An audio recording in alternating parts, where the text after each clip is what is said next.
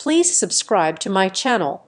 This is my sincere request to you. The ink on the deed was barely dry when the doorbell shattered my peace. Through the camera feed, I watched a massive moving truck back into my driveway, followed by my sister, looking like she already owned the place. I had not told a single soul about this purchase. Yet, when I answered my phone, my mother was already screaming that I was stealing the home she had promised to them. My name is Savannah Phillips, and for the first time in 34 years, the signature on the paper in front of me felt like a declaration of war rather than a surrender. The title agent, a woman with kind eyes and a blazer that looked like it cost more than my first car, slid the final document across the mahogany table. The air in the office smelled of expensive coffee and fresh toner. It was the scent of finality. My hand did not shake as I gripped the pen. I had practiced this moment in my head 1,000 times, usually while lying awake at 2:00 in the morning in my cramped apartment,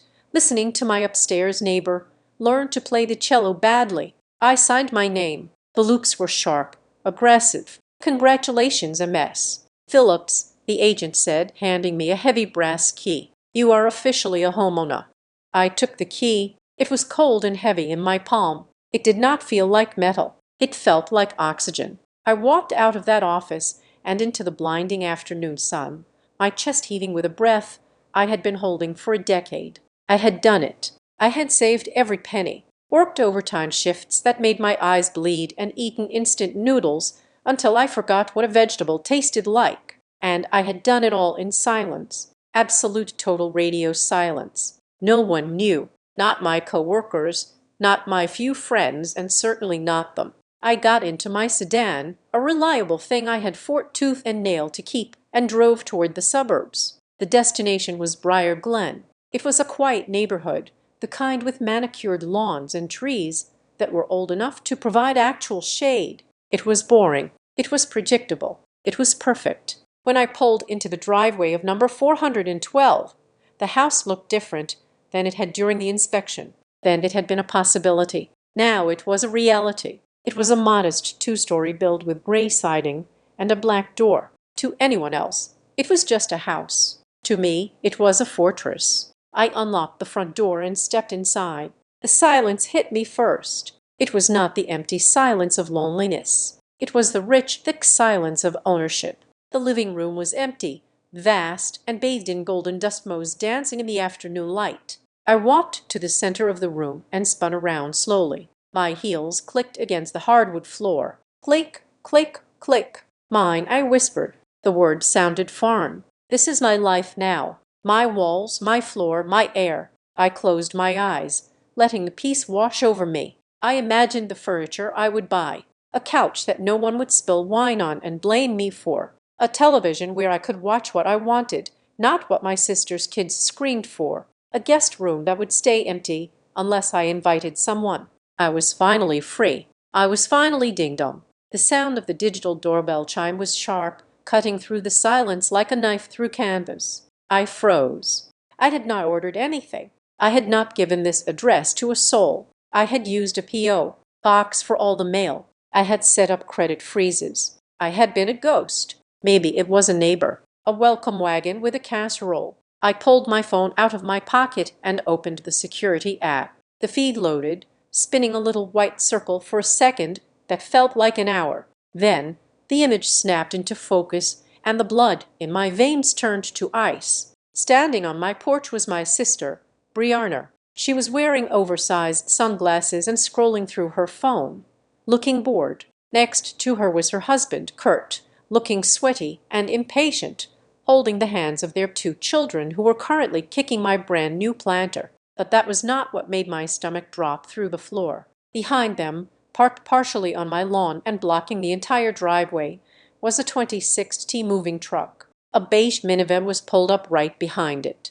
Trunk popped open, stuffed to the gills with garbage bags and plastic bins. I stared at the screen, my brain refusing to process the visual data. This was impossible. This was a nightmare. I was going to wake up in my apartment any second. Brianna looked up at the camera. She knew I was in there. She smiled, but it was not a warm smile. It was the smile she used when she borrowed my clothes without asking, and returned them stained. It was an expectant smile. She leaned in and pressed the intercom button again. "Savannah, open up. The kids are hot, and Kurt needs to use the bathroom." Her voice coming through the speaker was distorted, but the entitlement was crystal clear. She spoke as if she had a reservation, as if she had a right. My thumb hovered over the talk button. My heart was hammering against my ribs, so hard I thought it might crack a bone. I did not want to speak. If I spoke, it made it real. "Savannah," she said again, sharper this time.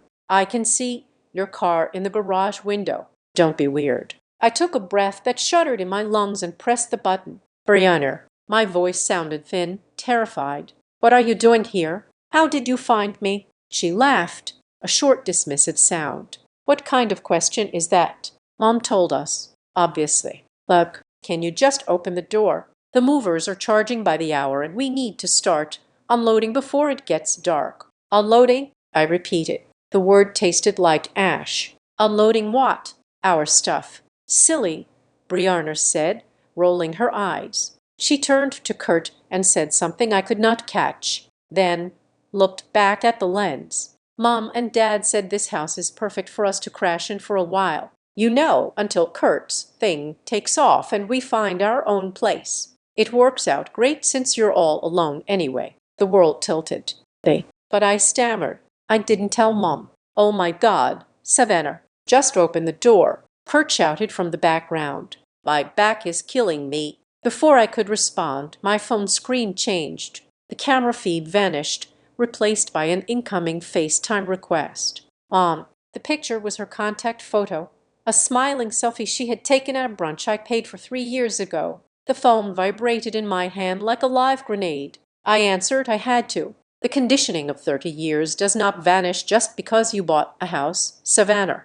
My mother's face filled the screen. She was sitting in her kitchen holding a glass of iced tea. She looked calm, serene, even. "Mom," I said, my voice rising in pitch, "why is Brianna at my house? Why is there a moving truck on my lawn?"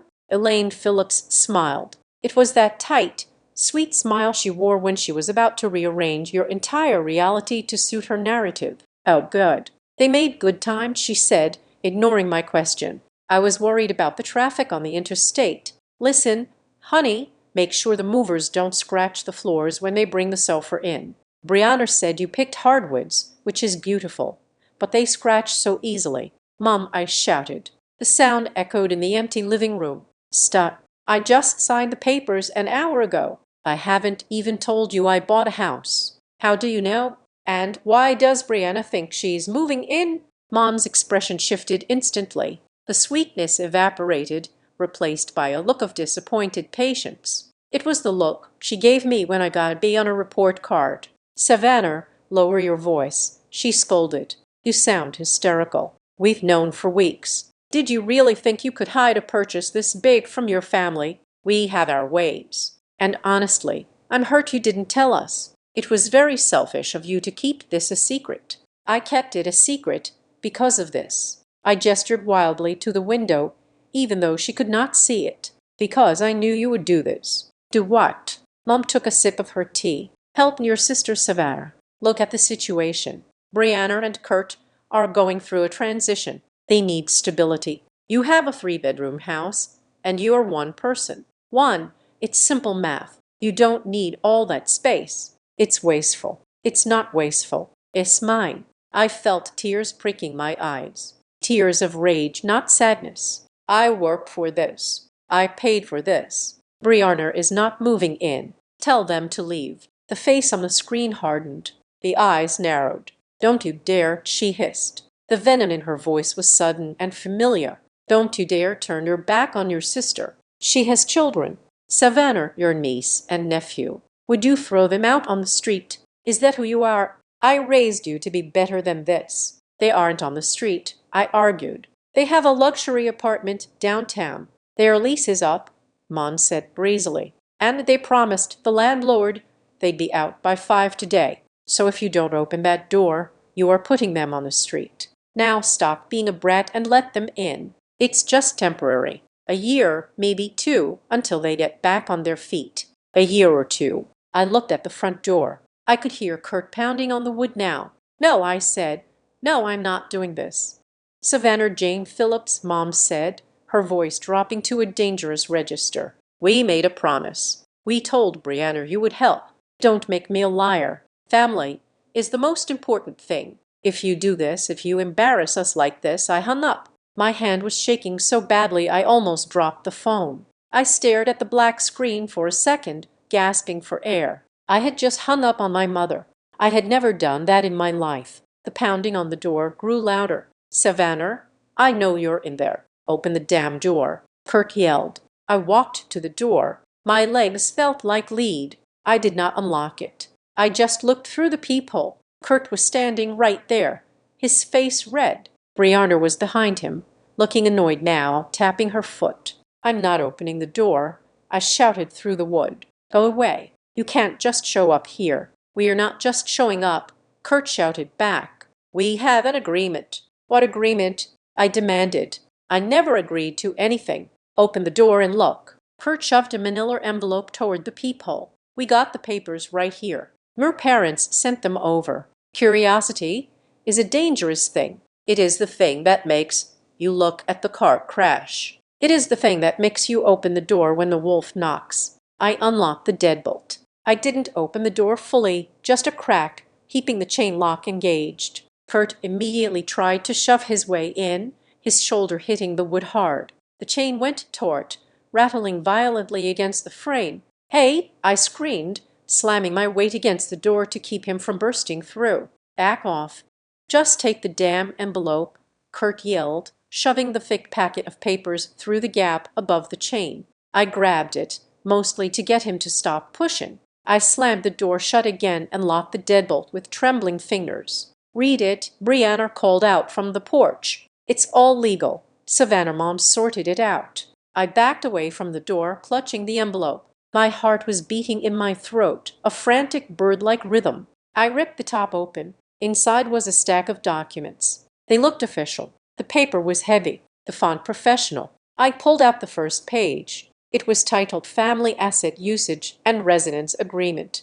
I scanned the first paragraph and the room started to spin. The walls of my new house, my sanctuary, seemed to close in on me. It listed the address, my address 412 Oak Creek Lane, Briar Glen. It listed the primary occupants as Brianna and Kurt Miller. And then halfway down the page, there was a clause that made my knees buckle. The undersigned Savannah Phillips hereby acknowledges that while the deed remains in her name for credit purposes, full usage rights, decision-making authority regarding the property, and indefinite residency are granted to the primary occupants effective immediately upon closing. At the bottom of the page was a signature. It was my name. It was my signature. I stared at the loops of the S and the sharp cross of the T. It looked exactly like the signature I had just put on the mortgage papers an hour ago. I felt the blood drain from my face. "Do you see it?" Kurt shouted from outside.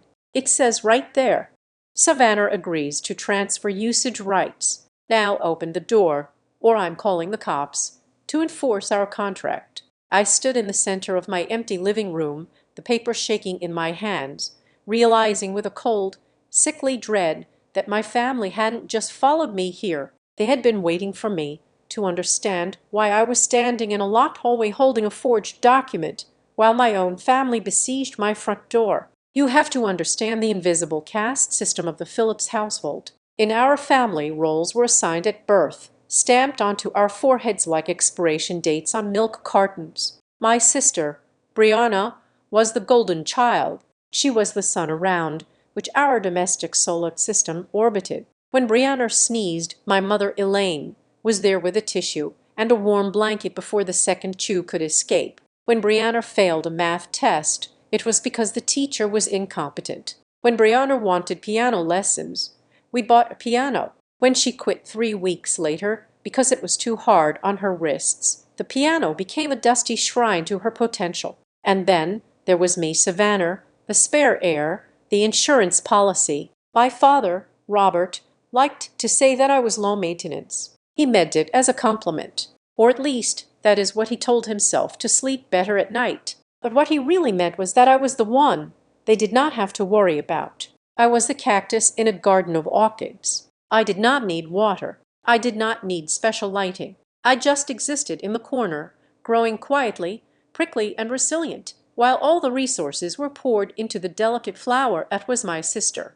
This dynamic did not vanish when we became adults. If anything, it calcified. Brianna married Kurt 5 years ago. On paper, they were the American dream. They were young, attractive, and always dressed in the latest season's fashion. If you looked at Brianna's social media feed, you would see a life of endless brunches, boutique shopping, and carefully curated vacations to places with turquoise water. They looked like $1 million. The reality was that they did not have two nickels to rub together. Kurt was a serial entrepreneur, which is a polite way of saying he jumped from one get-rich scheme to another, leaving a trail of maxed-out credit cards and garagefuls of unsold inventory in his wake. Brianna worked part-time at a high-end receptionist job that barely covered her manicure budget. They lived on credit, appearances, and the bank of mom and dad. And when the bank of mom and dad ran low, the withdrawal requests started coming to me. I work as an operations specialist at Bright Ridge Systems. It is not a glamorous job. I do not have an office with a view and nobody asks to take my picture for magazines. I sit in a cubicle. I optimize supply chains and I fix logistical nightmares that other people create. It is unsexy, tedious, and incredibly lucrative if you are good at it. And I am very, very good at it. Over the last 7 years, I have climbed the ladder at Bright Ridge quietly. I took every overtime shift available. I spent my holidays working because double pay meant more to me than a turkey dinner where I would be asked why I was still single. I drove a sedan that was 10 years old. I shopped at discount grocery stores. I browned my lunch every single day. While Brianna was posting photos of her $1.60 sushi platters, I was putting 60% of my paycheck into high-yield savings accounts and index funds. My parents knew I had a job, of course, but they had no idea how much I made. To them, I was just doing fine. And fine meant I had enough to spare. The pattern was always the same. My phone would ring on a Tuesday evening. It would be my mother. She would start with small talk about the weather or a neighbor's job. And then came the pivot. "Savannah, honey," she would say, her voice dropping an octave into that conspiratorial tone I learned to dread. "Your sister is in a bit of a bind. The transmission on Kurt's car went out, and they just paid for the kids' private school tuition. Could you spot them $500? Just until Friday." In the beginning, I said yes. I always said yes. I wanted to be a good daughter. I wanted them to look at me with the same beaming pride they directed at Brianna. I thought that if I was helpful enough, if I was generous enough, I could buy my way out of the scapegoat role. But the Friday repayment never came, and $500 turned into a TH000. Then $2,000 for a medical emergency that turned out to be cosmetic dentistry. The breaking point, the moment the cracks in my loyalty became a canyon, was the car incident. 3 years ago, I finally treated myself. I bought a brand new car. It was not a luxury vehicle, just a reliable mid-range SUV with heated seats and that wonderful new car smell. It was the first nice thing I had ever owned that wasn't a hand-me-down or a clearance item. I was so proud. I drove it to my parents' house to show them, beaming like an idiot. My father kicked the tires and nodded. "Solid," he said. "Good gas mileage." My mother walked around it, running her hand along the hood. She didn't say congratulations. She said, "You know, Brianna's minivan is in the shop again. It is so hard for her to get the kids to soccer practice." I felt the trap snapped shut, but I was too conditioned to run. "That sucks," I said, trying to keep it neutral. "It's just for a few weeks," Mom pressed. "You take the bus to work anyway, don't you?" It would mean so much to her. She's so stressed. "Savannah, be a sister." I gave in. I handed over the keys to my brand new car, my symbol of independence, with a promise that I would get it back in 1 month, pristine and full of gas. I got it back 11 months later. When Kurt finally dropped it off in my apartment parking lot, he didn't even knock on my door. He just left the keys under the mat and texted me, "Thanks." Left it out front. I went downstairs and nearly vomited. The passenger side had a long, deed scratch that had started to rust. The interior smelled like sour milk and wet dog. There were French fries mashed into the carpet, sticky soda stains on the dashboard, and a cigarette burn on the driver's seat. I called my mother, shaking with rage. They ruined my car. Mom, it's less than a year old and it looks like a dumpster. Oh, Savannah, stop being so dramatic. She sighed. It's just a car. Things happen when you have kids. Kurt felt terrible about the scratch, but they don't have the money to fix it right now. Can't you just claim it on your insurance? You have money. You have money. That was it. That was the philosophy of the Phillips family. Resources flowed from those who had them to those who needed them, and need was defined by who complained the loudest. Brianna was a black hole of need, and I was the infinite resource. From that day on, something in me died, but something else woke up. I stopped sharing my wins. When I got a promotion to senior operations manager, I told no one. When I got a bonus that could have paid off Brianna's credit card debt twice over, I put it straight into my house fund. I started dressing down when I visited them, wearing my oldest jeans and complaining about the price of eggs. I became a master of poverty cosplay. But the final nail in the coffin was last year. Brianna and Kurt had gotten involved in some investment opportunity that sounded suspiciously like a pyramid scheme involving organic supplements. They needed a $20,000 business loan, but their credit scores were in the subterranean range. They came to me during Thanksgiving dinner. It was an ambush. We just need a co-signer, Kurt had said, leaning over the turkey, his eyes gleaming with desperate mania. We make the payments. You just put your name down to reassure the bank. It's zero risk for you, Savannah. We are going to be millionaires by Christmas. I looked at my parents. They were nodding encouragingly. Help your sister get a leg up, Dad said, carving a slice of breast meat for Brianna. I put my fork down. No. The silence that followed was heavy enough to crush a lung. Excuse me, Brianna asked, her voice trembling. No, I repeated. I wouldn't do it. I'm not co-signing anything. My mother slammed her hand on the table. Savannah Phillips, how can you be so selfish? This is their dream. It's a bad loan, I said calmly. And when they default, the bank will come for me. I'm not doing it. You are cold-blooded, my mother spat. I will never forget the look on her face. It wasn't anger. It was disgust. I don't know where you got this heart of stone, but it certainly didn't come from this family. Cold-blooded. That word stayed with me. It echoed in my head while I drove home that night. It echoed in my head the next morning when I went to work.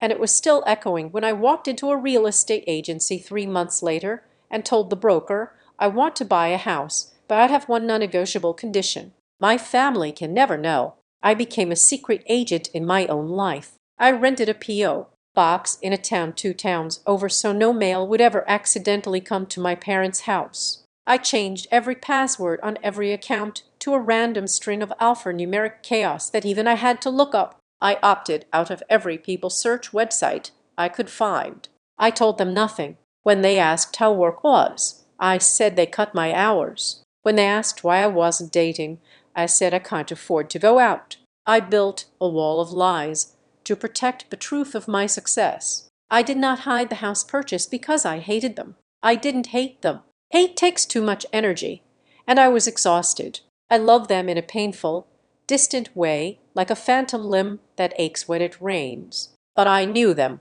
I knew that if they smelled fresh meat, the feeding frenzy would begin. I hid the house because I wanted, for the first time in my life, to have something that was just mine. A place where I wasn't the backup plan. A place where I wasn't the wallet. A place where I wasn't the cold-blooded sister who wouldn't set herself on fire to keep the golden child warm. I looked down at the paper in my hand again, the family asset usage agreement. It was ridiculous. It was legally laughable. But it wasn't just a scam. It was a manifesto. It was physical proof of how they saw me. They truly believed that my success was common property. They believed that my autonomy was a clerical error they could correct with a fake signature and a moving truck. They didn't just want my house. They wanted my submission. I looked up at the door. The wood vibrated as Kurt kicked it again. Savannah, we know you're reading it. Unlock the door. I folded the paper carefully and slid it into my back pocket. I didn't hide this to be mean. I whispered to the empty room, answering the accusation my mother had thrown at me over the phone. I hid this because I wanted to survive you. And now, looking at the security camera feed of my sister checking her makeup while her husband tried to break into my sanctuary, I realized that surviving them was going to take a lot more than just a P.O. box. I took a deep breath, walked to the keypad on the wall, and armed the security system to instant. Then I picked up my phone to make the call I should have made 10 years ago. The months leading up to that confrontation on my porch were not spent browsing Zillow with a glass of wine in hand. They were spent running a covert operation that would have impressed a CIA handler. I found Tesser Lang through a recommendation from a colleague who had gone through a messy divorce and needed to hide assets from a vindictive ex-husband. Tesser was a woman in her 50s with hair dyed a sharp, aggressive shade of red and a patience for drama that I desperately needed. Our first meeting was not at her office, where anyone driving by might see my car. We met at a diner 3 towns over, a place that smelled of bacon grease and stale coffee. "Let me get this straight," Tesser had said, peering at me over the rim of her reading glasses. "You want to buy a single-family home in the Briar Glen district. You have the 20% down payment ready in liquid cash. You have a credit score that is frankly beautiful. But you want me to put a suppression order on the listing the second we go under contract. And you want all correspondence sent to a P.O. box and no for sale sign in the yard once it is sold," I added. "And absolutely no social media posts, no just sold photos with me holding the key. No tagging me on Facebook. If anyone calls the office asking about me, you have never heard of me." Tesser took a long sip of her coffee. "Honey, usually when people ask for this level of privacy, they are either in the witness protection program or they are celebrities. You don't look like a celebrity. I am trying to avoid a robbery." I said it was not a lie. I was trying to stop my family from robbing me of my peace, my future, and likely my savings account. Tesser studied my face for a long moment, then nodded once. "I can work with that, but if we are going deep cover, you need to do your part.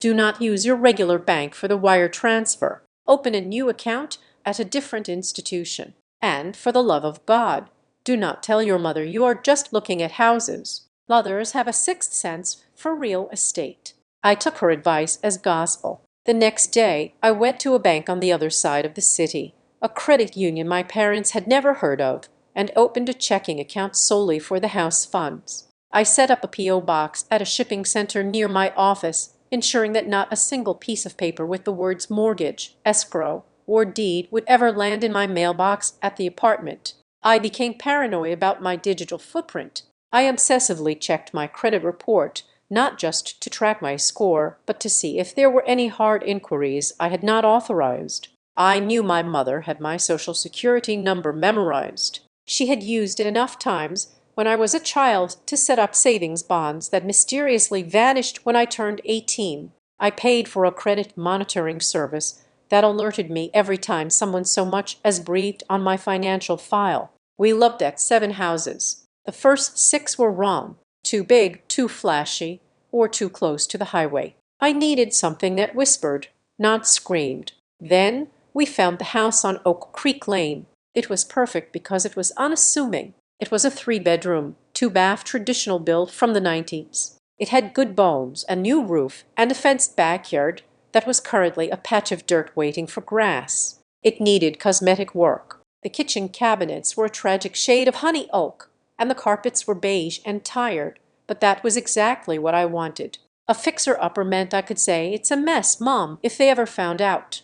I walked through the empty rooms with Tesser, my footsteps echoing on the subfloor. I stood in the master bedroom and looked out the window at the quiet street. There was a big oak tree in the front yard. "This is it," I told Tesser. "It is a good investment," she agreed. "The schools are good, though you don't have kids. Resale value will hold." "I don't care about resale," I said, running my hand along the wall. "I care that it has a solid lock on the front door." We put in the offer that afternoon. It was accepted 24 hours later. The escrow period was the longest 30 days of my life. Every time my phone buzzed, I jumped, convinced it was the title company saying the deal had fallen through, or worse, my sister saying, "Guess what I heard?"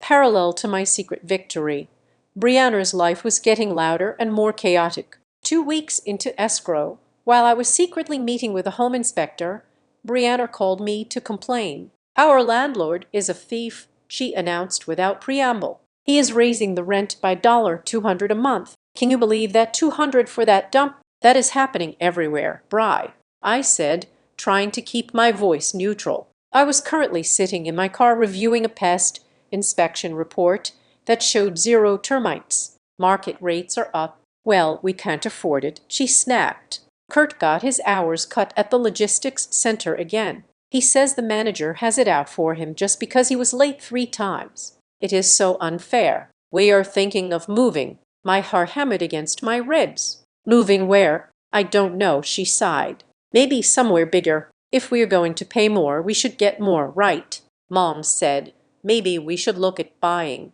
but our credit is, well, you know." "Hey, speaking of money, are you still hoarding that bonus you got?" "I don't have a bonus." I lied smoothly. "I used it to pay off my student loans. All of it." She sounded offended. "You are so boring, Savannah. You have no life. Anyway, Kurt and I need a break from this stress. We are going to Cabo for the weekend." I nearly dropped the phone. "You just said you couldn't afford a $200 rent increase, but you are going to Cabo. It is a package deal," she argued defensively. "We need self-care, Savannah. You wouldn't understand. You don't have kids. You don't have the pressure we have."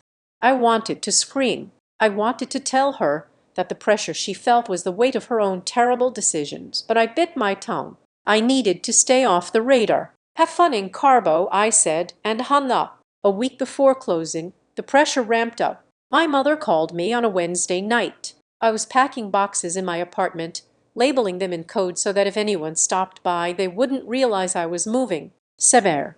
Mom's voice was wet and heavy. She had been crying. "I don't know what to do. Your sister is falling apart." "What happened?" I asked, taping a box shut. "They are really struggling," she sniffled. "They came back from Mexico, and the car payment bounced. They might lose the minivan.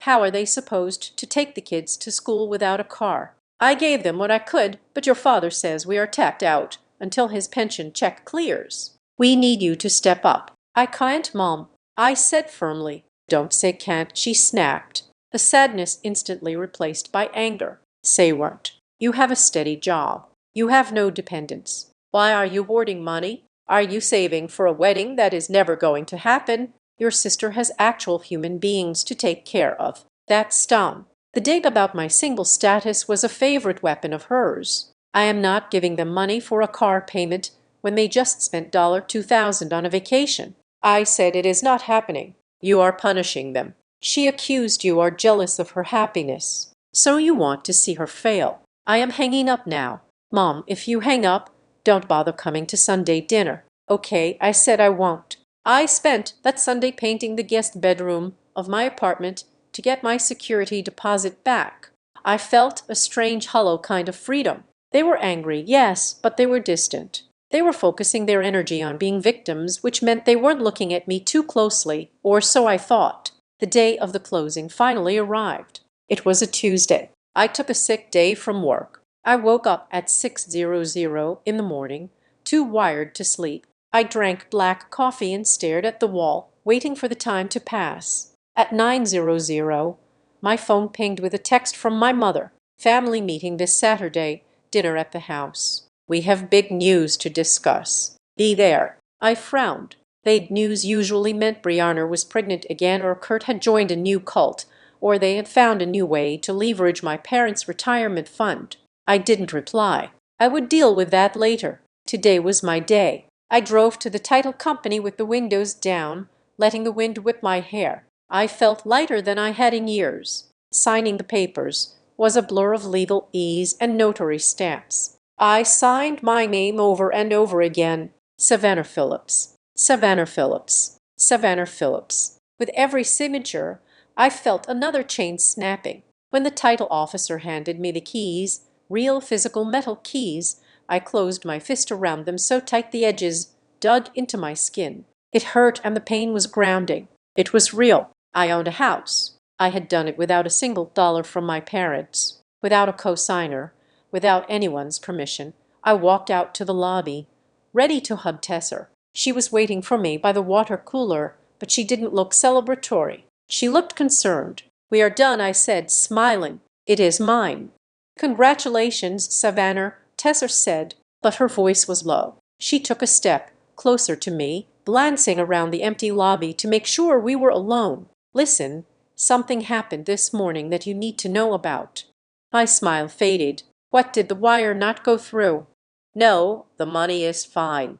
The house is yours," she assured me. "But about an hour ago, right before you got here, our front desk got a call." "A call? A woman?" Tesser said. She didn't give her name. She said she was calling from the lender's office and needed to verify the closing time and the final address for the courier. I felt a cold prickle on the back of my neck. But my lender is efficient. They wouldn't call the front desk for that. "Exactly." Tesser nodded grimly. "And the receptionist is sharp. She noticed the caller ID didn't match the bank. It was a local cell phone number. So she put the woman on hold to check with me. And the woman hung up. I stared at her. Did she ask for me by name?" "She asked for the Phillips file." Tesser said, "Savannah." The receptionist said the woman sounded familiar, like she was trying to sound professional, but didn't know the terminology. She asked if the keys were being released to the family today. My stomach turned over. "To the family." "It was my sister," I whispered. "Or my mother." "That is what I figured," Tesser said. "We locked it down. We told them nothing. But Savannah, if they are calling title companies, fishing for information, they know you are buying. They might not know exactly where or which house, but they know you are closing." I looked down at the keys in my hand. The metal didn't feel like oxygen anymore. It felt like a weapon I was going to have to use. "How could they know?" I asked, my voice shaking. "I hid everything. Records are public eventually," Tesser said gently. "But not this fast. Not on the same day. Someone must have seen something. Maybe a piece of mail slipped through. Maybe someone at your bank talks." I shook my head.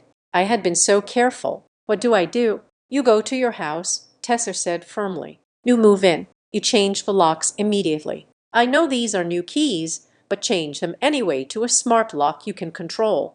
And you keep your eyes open. If they know you are buying, they are going to come looking." I drove to Briar Glen in a daze. The joy of the morning had curdled into a thick, anxious dread. I kept checking my rear view mirror, expecting to see Brianna's beige minivan tailing me. When I got to the house, I pulled into the garage and closed the door before I'd even turned off the engine. I sat in the dark for a moment, listening to the ticking of the cooling metal. They knew. They didn't just know. They were actively hunting for the closing details. They had tried to trick the title company. That wasn't just curiosity. That was predatory. I got out of the car and walked into my new kitchen. It was empty and quiet. I placed the keys on the counter. I thought I had been playing a game of hide and seek. I realized then, standing in the silence of my new life, that I had actually been playing a game of cat and mouse, and the cat was a lot closer than I thought. I pulled out my phone to check the time. It was 1:00 in the afternoon, and that was when I saw the notification from my security app, the one I had installed just yesterday to monitor the front door. Motion detected at front door. My heart stopped. I wasn't even fully moved in yet. I hadn't even brought a box inside.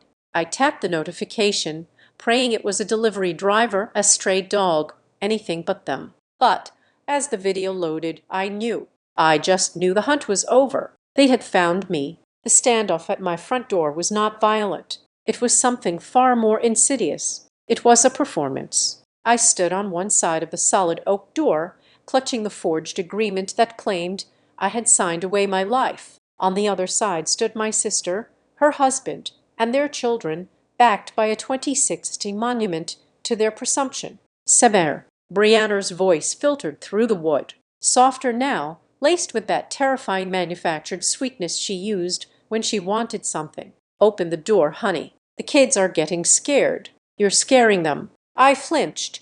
Weaponizing the children was page 1 of the Phillips family playbook. I opened the door, but I kept my body firmly in the frame.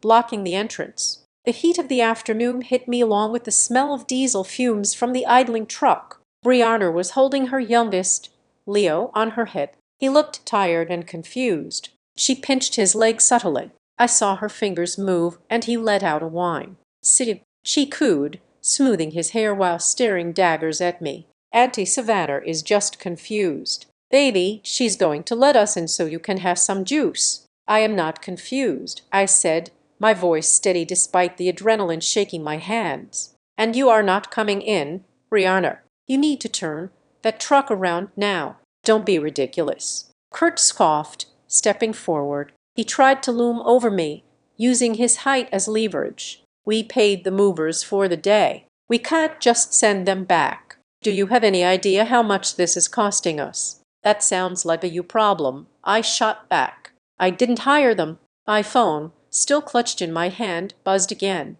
It was my mother on FaceTime. I had not hung up. I had just lowered the phone. I lifted it now, bringing Elaine Phillips back into the conversation. "Savannah," Mom's voice was sharp, cutting through the humid air. "Stop this nonsense immediately. You are embarrassing us in front of the movers." "I'm embarrassing you." I laughed, a harsh, jagged sound. "Mom, there is a moving truck on my lawn for a house I bought 3 hours ago. A house you didn't even know about." "We knew enough," Mom said dismissively. Then she dropped the bombshell that made the world stop spinning. "We promised this house to your sister last month." I froze. "But we promised it to her," she repeated, as if she were discussing a hand-me-down sweater. "When Brianna got the eviction notice, we weren't evicted." Brianna interjected quickly. "We chose to leave. When the situation with the apartment came up," Mom corrected herself smoothly, "we told her not to worry. We told her that you were looking for a place and that once you closed, she could move in. It was the only solution." "Savannah." My brain was trying to process the timeline. Last month, I hadn't even made an offer. Last month, I hadn't even found this house. How could you promise something I didn't own? Mom sighed, the sound of infinite patience wearing thin. "Oh, Savannah, we know you. You always land on your feet. We knew you would buy something sensible with enough room. You are predictable that way. You always do what needs to be done." I stared at the screen, horrified. It wasn't a compliment. It was a calculation. They had bet on my competence like it was a stock option. They had short-sold my life. "So I'm just a resource to you," I said quietly. "I'm just a bank account with legs. Don't be dramatic." My father's voice rumbled from the background. He leaned into the frame, his face filling the screen next to Mom's. He looked annoyed, like I had interrupted his golf game. "It is just for a year or two, Savannah, until Kurt gets his business going. You are single. You don't need 3 bedrooms. It is selfish to keep them empty when your family is in crisis." "A year or two," I repeated. "Dad, look at the truck. That is not a weekend bag. That is their entire life. It is temporary." Kurt yelled from the porch, waving his hand at the truck. "God, you are so uptight. We are family. This is what families do. We share." "No," I said. "We don't share houses. Not like this. Not without asking." "We are asking now," Brianna cried, tears springing to her eyes on command. "I am standing here asking you. Please, Savannah, where are we supposed to go? We have nowhere else." "Go to a hotel," I said. "Go to Mom and Dad's." "We don't have room," Mom said quickly. "We turned your old room into a craft room." "Of course they did. And a hotel is too expensive," Kurt added. "We have to save money. That is the whole point of living here." "Living here is not an option," I said, my voice hardening. "This is my house. I am the only one on the deed. I am the only one on the mortgage, and I am telling you to leave." The air on the porch changed. The whining stopped. The fake tears dried up. Mom's face on the screen went cold. "Savannah, listen to me very carefully. If you turn your sister away today, if you make those children sleep in a truck, do not bother calling us ever again. You will be dead to us. Do you understand? No Christmas, no birthdays, nothing. You will be alone." It was the ultimate threat, the nuclear option. For years, the fear of being truly orphaned had kept me in line. It had made me write checks, loan cars, and swallow insults. But as I stood there looking at my sister's entitled glare and my brother-in-law's sneer, I realized something. I was already alone. I had been alone in that office signing the papers. I had been alone saving the money. I had been alone when I painted my apartment walls and ate cereal for dinner to save $5. Their love was just a leash. Okay, I said. Mom blinked. I said, okay, I repeated. If that is the price of keeping my house, then I guess I am alone. There was a stunned silence. They hadn't expected me to call the bluff. Kurt broke the silence. He pulled a folded piece of paper from his back pocket, a duplicate of the one he had shoved through the door earlier. "You can't kick us out," he said, a nasty smirk spreading across his face. "We have rights. We have a contract." He held up the family asset usage agreement. "I didn't sign that," I said calmly. "It has your signature right there." Kurt tapped the paper and it is notarized. I looked closer. There was indeed a notary stamp. State of Illinois Commission expires 2026. I was never in front of a notary with you. I said that is a forgery and using it is fraud. Prove it. Kurt challenged. It looks real to me, and if we show this to the cops, they will say this is a civil matter and let us move in. Possession is 910 of the law. Sevener. He took a step toward the open door, presuming I would fold. I didn't fold. I stepped back and slammed the door in his face. I threw the deadbolt. I engaged the privacy lock. "I am calling the police," I shouted through the door, "and I am telling them there are trespassers attempting a break-in. You wouldn't dare." Brianna screamed. "I have your niece and nephew out here. Then take them away from the crime scene." I yelled back. I heard Kurt kicking the door again, harder this time. "Open up. You can't steal our house." Our house. I backed away from the door, my hands trembling uncontrollably now. The adrenaline was crashing, leaving me nauseous. I needed to think. I needed help. I pulled up the number for the local police non-emergency line. But before I could dial, I saw a notification pop up on my phone. "Brianna Miller is live." I tapped it. There she was on Facebook Live. She was standing on my sidewalk, the moving truck looming in the background.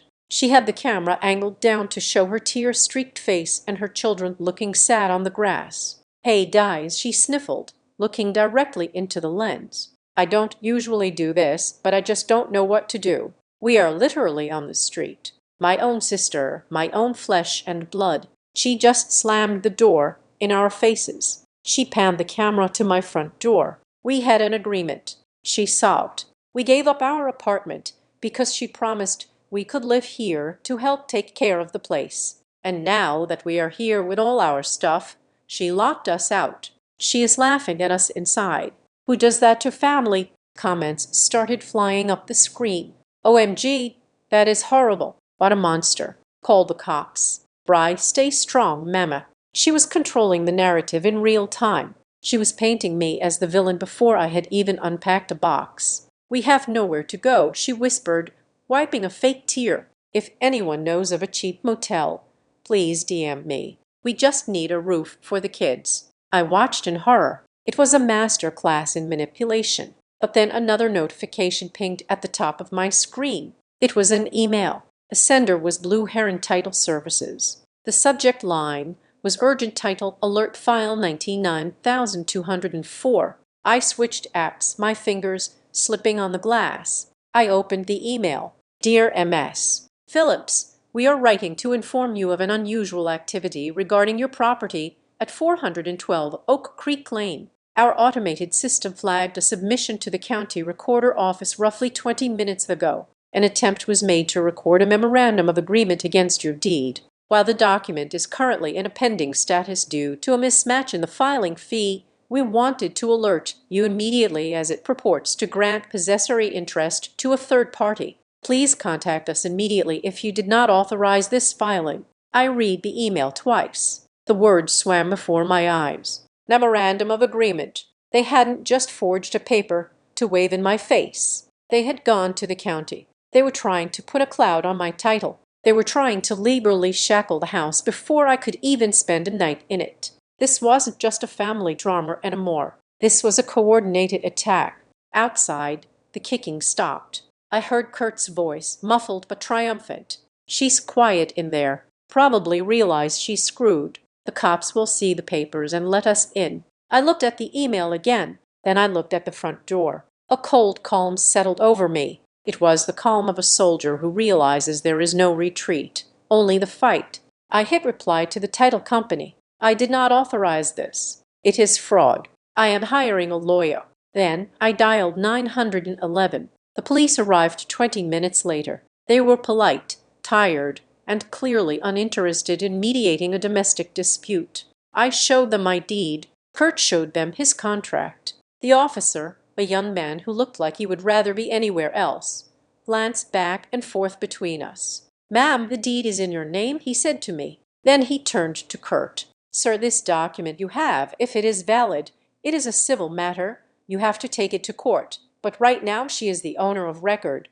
and she is asking you to leave," Kurt argued. Brianna cried. But eventually, the officer gave them an ultimatum. "Move the truck or get towed." They moved the truck, but they didn't go far. They parked it down the street just outside the legal limit of my property line like a siege engine waiting for the castle walls to crumble. The second their tail lights faded, I went into overdrive. I had already scheduled a locksmith for the day after closing, but I called and paid a triple emergency fee to get him there within the hour. He was a burly guy named Mike who took one look at my shaking hands and the money blueprints on my door frame and didn't ask questions. He installed high-security deadbolts that required a key code and a physical key. While Mike worked on the doors, I went around the perimeter of the house like a woman possessed. I installed battery-operated motion sensors on every window.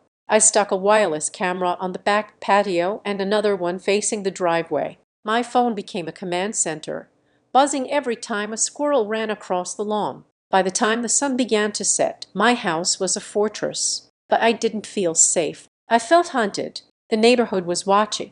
I could feel it. In a quiet suburb like Briar Glen, a shouting match and a police cruiser on moving day is the equivalent of a supernova. I saw curtains twitching across the street. A woman walking a golden retriever slowed down as she passed my house, her eyes scanning the windows. I knew what they were thinking. Brianna had already started the narrative. I checked the neighborhood Facebook group I had joined under a fake name weeks ago to scope out the area, and there it was, a post from a Brianna M. asking for prayers for a family in crisis because her mentally unstable sister had tricked them out of their home. The comments were brutal. "Some people are just evil. Hope you find a place."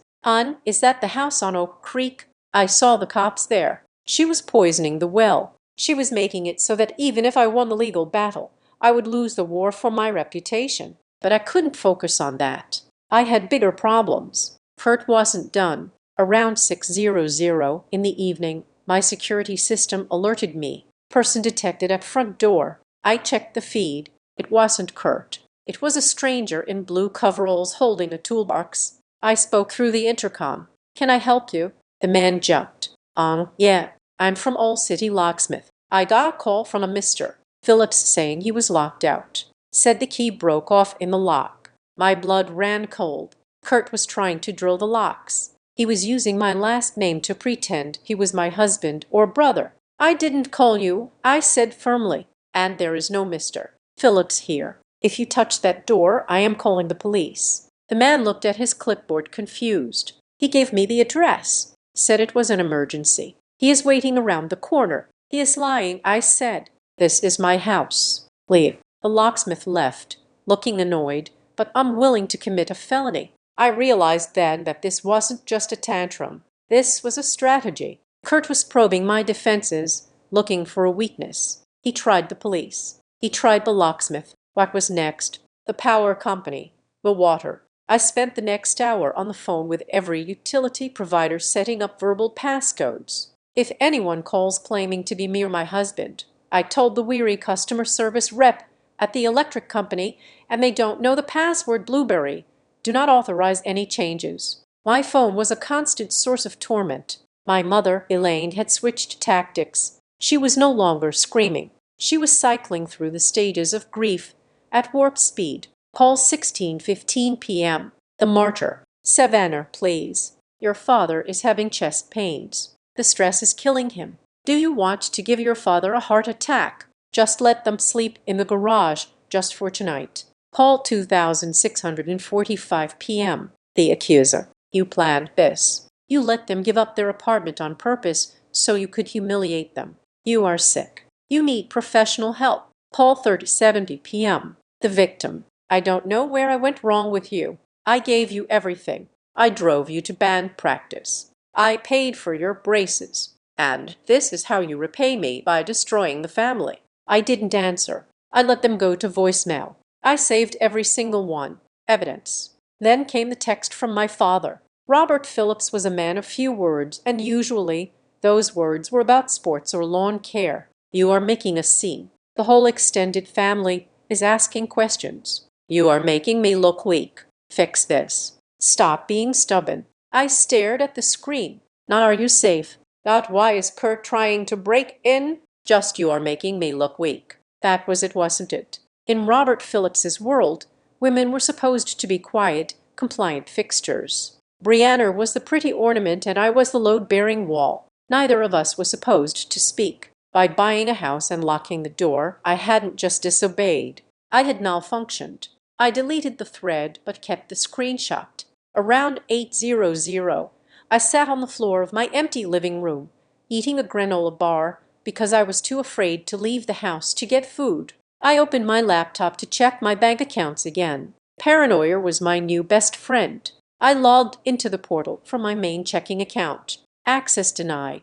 Too many failed login attempts. Please reset your password. I heart-hammered. I clicked reset password. A verification code has been sent to the email on file KTM Neuromail.com. I gasped. That wasn't my email. That was Kurt's. They had tried to hack my bank account, and somehow they had managed to change the recovery email. I called the bank's fraud line immediately. My hands were shaking so hard I could barely hold the phone. Someone is trying to access my funds, I told the agent, my voice cracking. They changed the contact info. We see the activity. MS. Phillips, the agent said calmly. It looks like someone called in earlier today claiming to be you. They'd had your social security number and your mother's maiden name. My mother gave it to them. I whispered. It was the only explanation. We flagged it because the voice didn't match your previous calls. The agent continued. We locked the account down. No money was moved.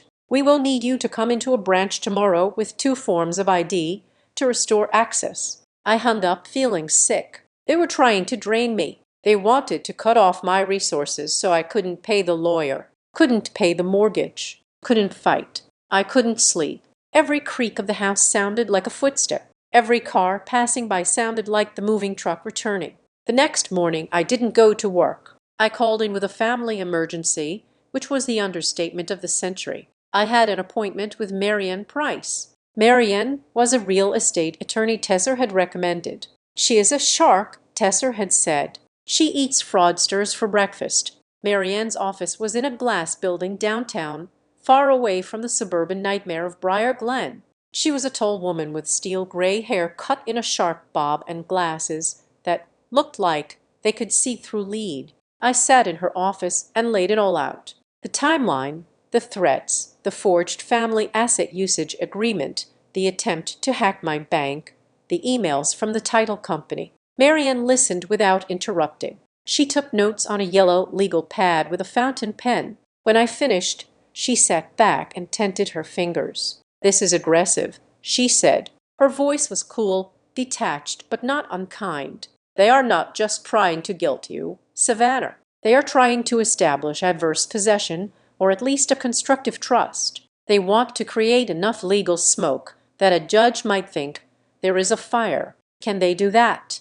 I asked. It is my house. I paid for it. In a perfect world. No, Marianne said, but in the legal world, paper matters. If they can produce a document that looks like you promised them the house, they can tie you up in court for months. They can file a lis pendens, a notice of pending legal action, which would prevent you from selling or refinancing. They can make the property toxic. But the signature is fake, I insisted. We know that, Marianne said, but we have to prove it. And forgery is hard to prove without an expert. However, she tapped the print out of the email from the title company. This is their mistake. They got greedy. The memorandum? I asked. Yes, a memorandum of agreement is a powerful tool. It puts the world on notice that someone else has a claim on the property. But to file it, you need strict formalities, notarization, proper formatting, fees. She turned to her computer. I am going to pull the county recorder daily intake log. If they submitted it yesterday, it might be in the provisional system. She typed for a moment, her eyes scanning the screen. I held my breath. Here it is, she said softly. She clicked a button and a document filled the screen. It was a scanned PDF. Memorandum of Agreement. Grantor Savannah Phillips. Grantee Breanna Miller. Marianne zoomed in on the bottom of the page. There was my signature again, but this time next to it was a notary stamp attested by Jennifer L. Davis, Notary Public. Do you know a Jennifer Davis? Marianne asked. No, I said. Never heard of her. Well, she says you were in her presence yesterday at 2:00 in the afternoon, Marianne said, looking at the timestamp. I was at work yesterday at 2. I cried. I have badge swipe logs to prove it. I was in a meeting with my boss. Marianne smiled. It was a terrifying shark-like smile. Good, she said. That is alibi number 1. But look at this. She pointed to a line of text under the signature block. This document claims that you, Savannah Phillips, appeared before the notary and produced a driver's license ending in 4492. I reached into my purse and pulled out my license. I looked at the number. It ended in 8831. That is not my license number, I said, confused. Where did they get 4492? Marianne typed something else into a different database. Let me check public records. Here we go. She turned the screen toward me. Driver's license ending in 4492 belongs to an Elaine Phillips. My mouth fell open. My mother, I whispered. My mother pretended to be me. It looks like it. Marianne said she probably went to a notary who didn't look too closely. Or maybe a friend of theirs. She presented her own ID. Or maybe she just rattled off a number and the notary wrote it down. But she impersonated you on a legal government document to steal your house. I sat back in the chair, feeling the room tilt. I knew they were desperate. I knew they were entitled. But this was criminal. This was a felony. So what do we do? I asked, my voice trembling. Marianne printed the document. The printer word a harsh grinding sound. We don't just defend anymore. Savannah, she said, handing me the warm paper. We attack. This isn't just a property dispute. This is identity theft. This is fraud. And I am going to draft a letter to your sister and your parents that will make their hair turn white. She paused, looking at the document one more time. But first, she said, her expression darkening, you need to see the second page. I almost missed it. Second page. She flipped the paper over. Usually a memorandum just references a contract. Marianne explained. But they attached an addendum, a quick claim deed aimed to transfer title fully to Breanna Miller upon the event of your incapacitation. Incapacitation? I repeated. Yes, Marianne said, looking me dead in the eye. And the scariest part, it is dated for tomorrow. I stared at her. Tomorrow? They were planning to file this tomorrow, Marianne said, which means they were banking on you being incapacitated by then. A chill went through me that had nothing to do with the air conditioning. They weren't just going to take the house. I realized they were waiting for something to happen to me. Or maybe they were planning to make something happen. Slander of title. The phrase hung in the cool air of Marianne's office, sounding more like a medieval curse than a legal cause of action. It is a specific tort, Marianne explained, sliding the printed scan of the memorandum across the glass desk toward me. It means they have maliciously published a false statement that disparages your title to the property, causing you financial damage by filing this garbage in the public record. They have effectively put a padlock on your house that only they can open. I looked down at the document again. The header read Memorandum of Family Agreement. It looked official to the untrained eye.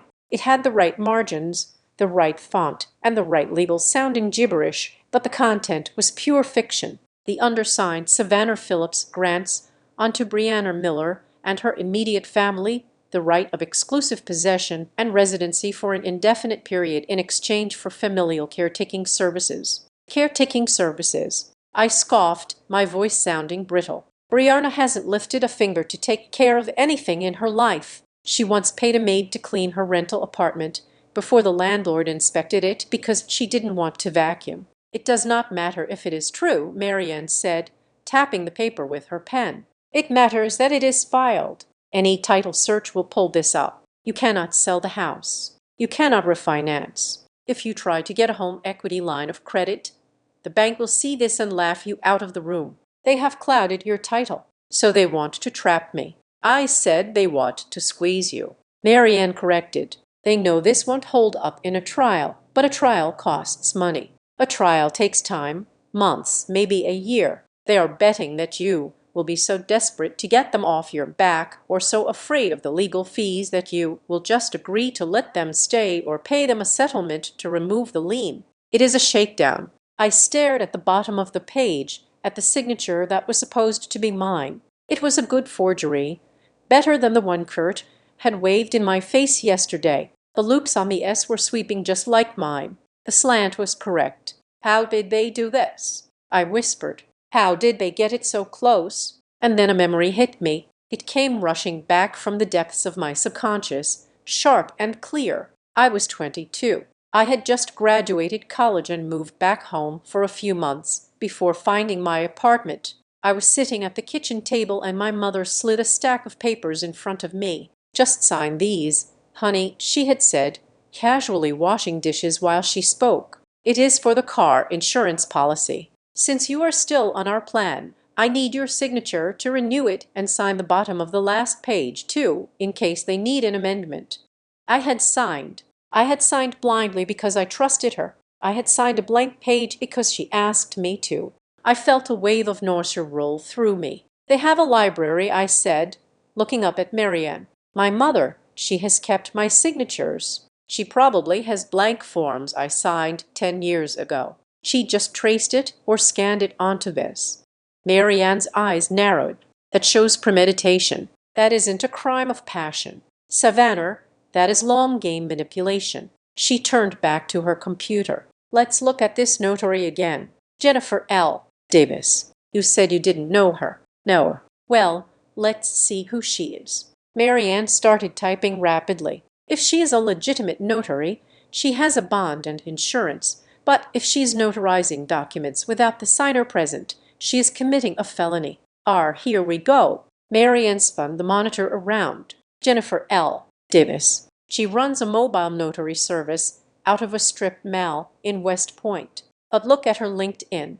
I squinted at the screen. Jennifer L. Davis listed her current employment as a notary, but under past experience, she listed a company called New Life Supplements. My stomach dropped. New Life, I said. That is the pyramid scheme Kurt was in 3 years ago. The one with the vitamin shakes. Bingo, Marianne said grimly. She is a crony. She is probably a friend of Kurt's from his business network, which means she likely knew exactly what she was doing when she stamped this. She didn't just make a mistake. She is a co-conspirator. Marianne sat back, her face hard. We have enough to bury them, Savannah, but we need to be surgical. We need to build a chain of evidence that shows a pattern of harassment and fraud. I need everything you have. For the next 2 hours, I stopped being the victim and started being the operations specialist. I opened my laptop and created a spreadsheet. Column A, date and time. Column B, incident.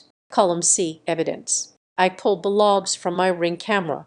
Video 1, the moving truck arrival. Brianna claiming mom told us. Video 2, Kurt trying to kick the door. Video 3, the locksmith arriving and stating Kurt called him. I exported the text messages from my phone. Mom, we promised it to her. Dad, you are making me look weak. Kurt, we have a contract.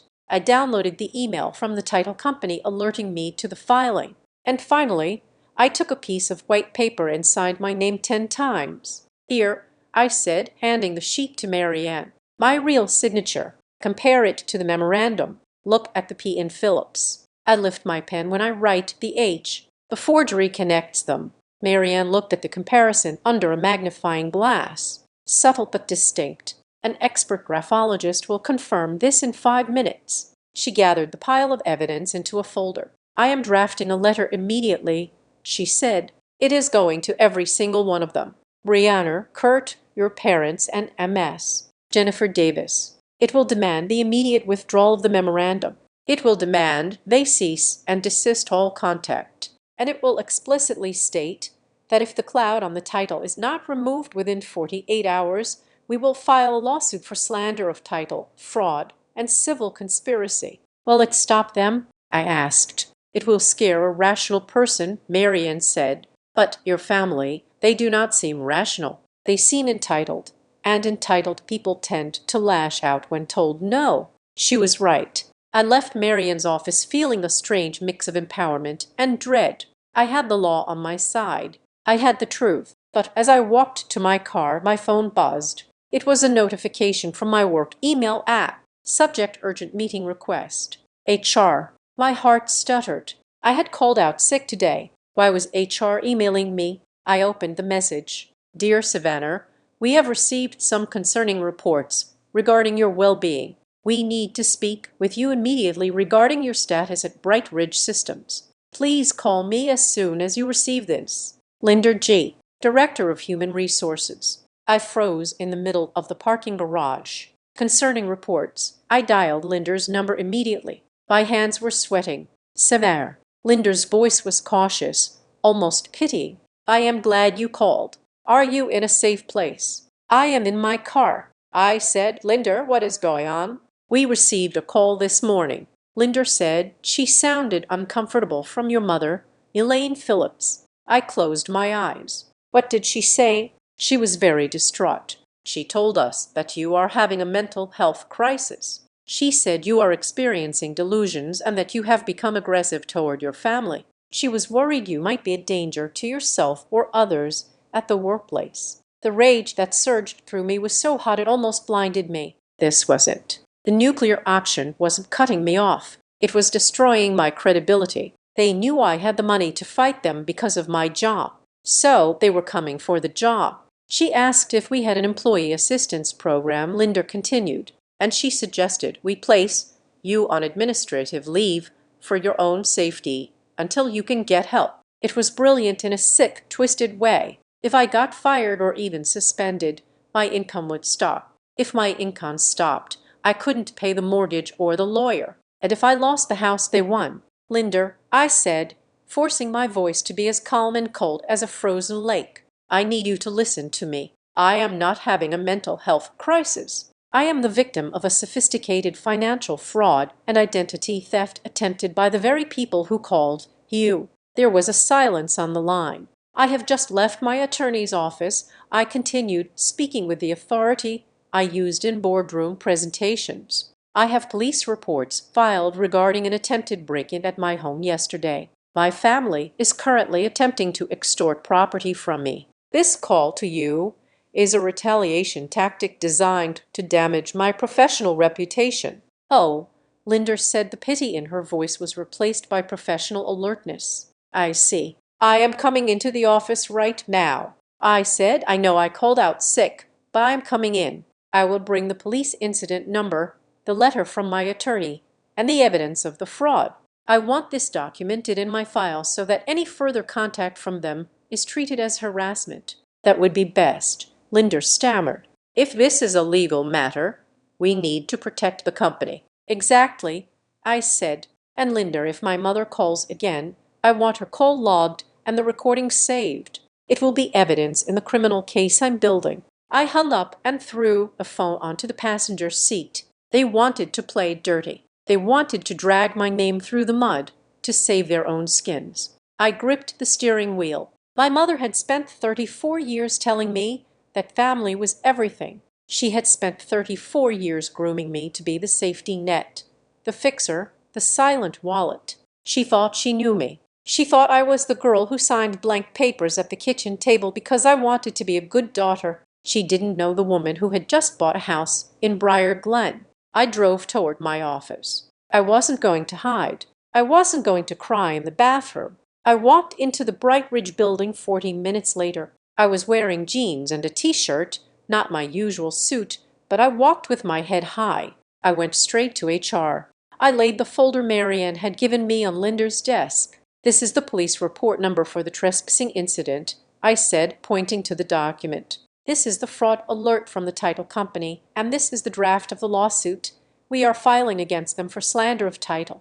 Linder looked through the papers, her eyes widening. She saw the logic. She saw the dates. She saw the sanity in my preparation. "I am so sorry, Savannah," she said, looking up at me. She sounded so convincing. She was crying. "She is a very good actress." I said, "But I have the data." "We will block their numbers," Linder said firmly, "and I will alert security that they are not allowed on the premises. You are valuable to this company, Savannah. We won't let a domestic dispute interfere with your career."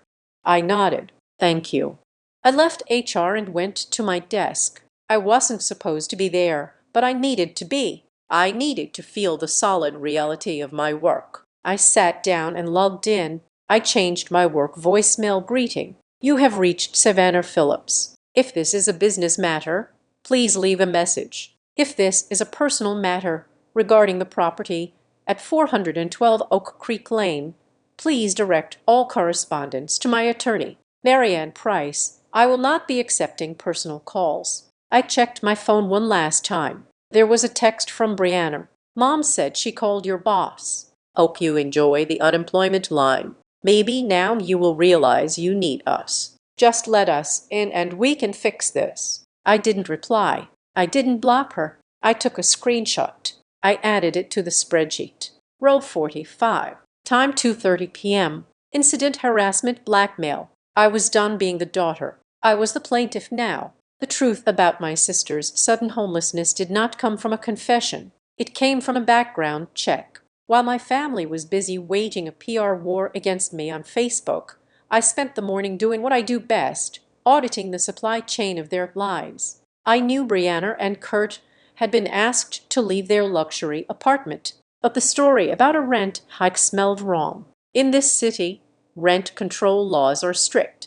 A $200 hike overnight was illegal, and for all his faults, Kurt usually knew enough about the law to sue anyone who looked at him sideways. So I called their former property management company. I didn't call as a sister. I called as a prospective landlord doing a reference check. "I am considering an application from a Kurt and Brianna Miller," I told the property manager, keeping my voice professional and brisk. "I see they just vacated one of your units." I wanted to verify their standing. There was a long, heavy pause on the other end of the line. "Ma'am," the manager said, his voice dropping into a tone of exhausted warning, "I cannot give you official details due to privacy policies, but I will say this. If you value your property, do not rent to them.